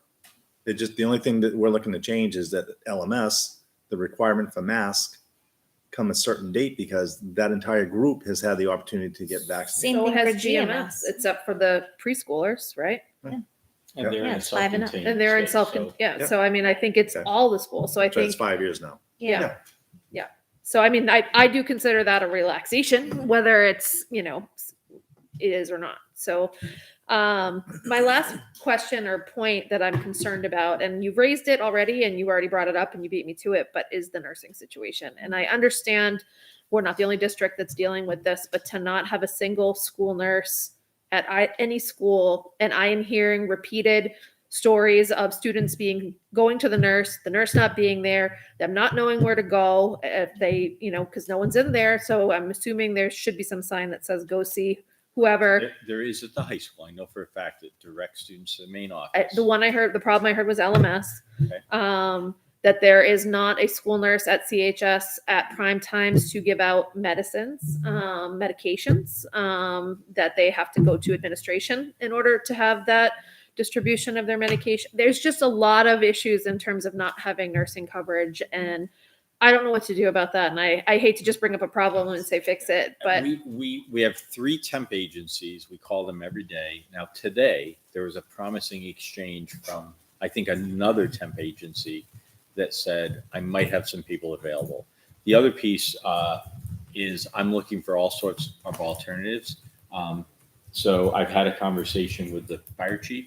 I'm like, even an EMT, if I can, if we can just get something that would help us out with this. So we are trying to go outside of the box. He asked me, he said, can you just verify that even meets the rules? I'm pretty sure it will, but I need to verify that to make sure. Now that we're over the COVID booster clinic today, I think we can try to figure out whether that will be another solution for us. even as an Well, I guess we don't LNA understand- acceptable, or there's different levels of nursing. Does it have to be an RN, or could Be an LPN. a nursing assistant or some medical assistant, somebody be there for coverage purposes? Because I think relying on the administration, who are already, frankly, I know assistant principal at GMS was covering a classroom yesterday. She was in the classroom because there wasn't enough subs.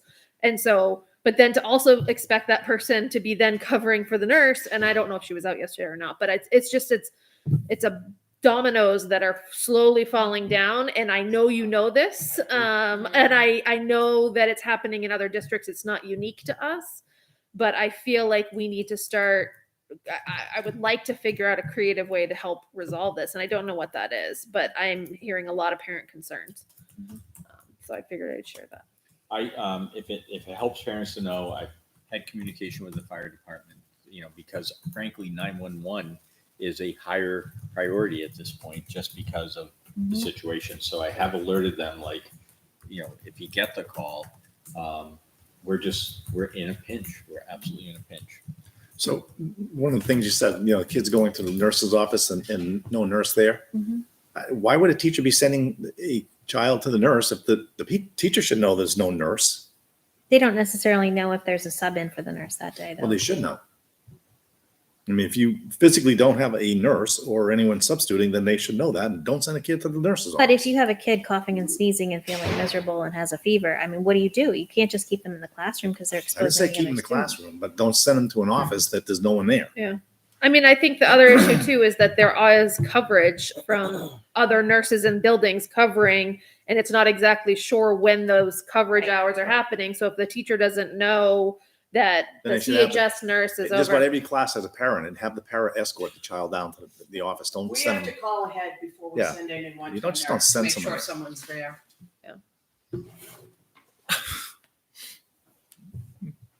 I will, the testing one, so all the points, we have our COVID meeting tomorrow morning at 11. And all of this has to be discussed at this point because it's been a trying couple of weeks, no doubt about it. We've had, administrators who've been out. We've had a couple of bereavement situations that are challenging. It's just one more tax on the system, so. And again, I'm not saying this at all to be critical of Not at you all. or of the admin team or the Right. staff. Everyone's doing what they can to pull together the coverage. And I think parents understand The that. community should know the reality of the situation. So I mean, it's not like you said, I think it's helpful information for people to know that you have 3 nursing agencies that you're trying to go through to get subs and you're still not getting anyone. I Yeah. hope people hear that. Yeah. And are, grace and understanding and kindness during this time as much as we can anyway. Yeah, goes a long way. Anything else for COVID? That's it. All right. So Tara, while you were out, we reached the second reading of that policy IHB class sizes. okay. And I keep going back and forth. For me, I would prefer for the class size maximum for first grade to be 20 instead of 21. And my thought is if 2 kids move away, which are pull out of the first grade, we'll have 2 classes with 15 kids. And that's not cool. I mean, I'd be okay with 83. I don't know what I don't know. I'm thinking in particular, where I work, not even in this district, but where I work, I looked up the numbers today for how many in each class in first grade. And there is one class of 16, there's a 17, 2 18s and a 19. But that would be all 5 classes with 16 if we did 80. Right. So the reason I keep going back and forth is that concerns me because it's the first year that there isn't a full-time para in the first grade rooms. There's no extra help in But that. they have full-time kindergarten now. Right. But I also keep going back to if there's a situation where we know the makeup of that grade level is exceptional and we really can't have more than 18 kids in a classroom, then I would hope the principal would bring that to us and we'd have the discretion to make that decision. I So agree with that. that's kind of where I'm at. Yeah, I agree. I mean, like I said before, I'm gonna, I think all of us hopefully will be looking at this with a a wider lens than we have in the past And earlier. and earlier. Well, Yeah. we do look at it early. We look at And it later and later all and summer later. long. Decisions are made, right? The final Yeah. decision. Does that make sense? I'm still waffling. Like I still keep going back and forth. My position remains the same. So it's up Yeah. to you. I mean, at this point, we just did a 2-2 vote. And so it was a tie when Yeah. you were gone. So What is the average size of a first grade class in New Hampshire? I'm sure it's 20. I don't know. I'm I'm trying sure. to think of how to get at that number. I don't know that, and it's going to vary so much. You're Right. going to find, smaller rural schools. Yeah. It can fluctuate. You can have 20 in the first grade and 9 in the second grade just because of who lives in town. Right. Yeah. Right. It's the Yeah, like situation in my Candia, yeah. child's school. Yeah. So it's hard to say. So now I'm waffling again. Sorry, Heidi. I keep jerking you around like that. my vote's the same. So I'm good. I know. I'm good. All right. I just don't think now is the time to change this. You what? I don't think now is the time to change the actual numbers. You're not changing the actual numbers. You're just showing it in a different way. These numbers are not changed. Right. Right. What But is that what you just what voted Tina on? and Yeah. what they're talking about is lowering the number Right. Yeah. from what it's always been. Right. Yeah. I don't think it's the time to change the numbers. But that was from last year, so I brought a sweatshirt just in Did case it you? get cold. But my feet are cold. it's last year's numbers. I'm never cold. All right. So So here's a report as of October 1st, 2020. So this is last year. And it shows every district in the state. And then they calculate an overall state average. So the overall state average in grade 1 and grade 2 is 16.2 During COVID. during COVID.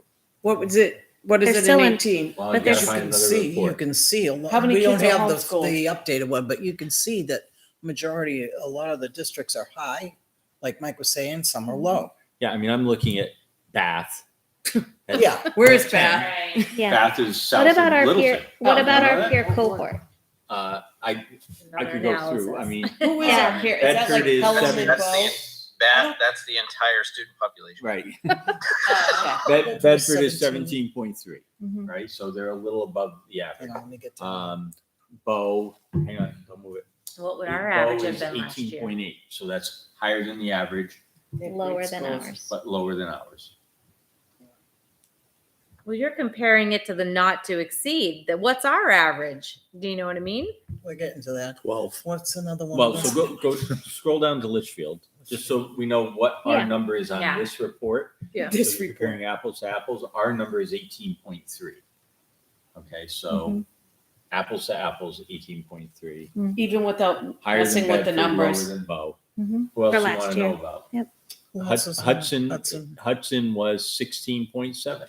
They don't have full day Kindergarten kindergarten. is 19.5. Bedford doesn't have full day kindergarten. They're on our list. Londonderry 19.5. Do they have full day kindergarten? Yes. Londonderry. No. These are first grade numbers. Though. No, but I think that's full-time kindergarten makes a huge difference personally. Rolling in the first. Rolling into first, they have more Oh, stamina. I got you. Yeah.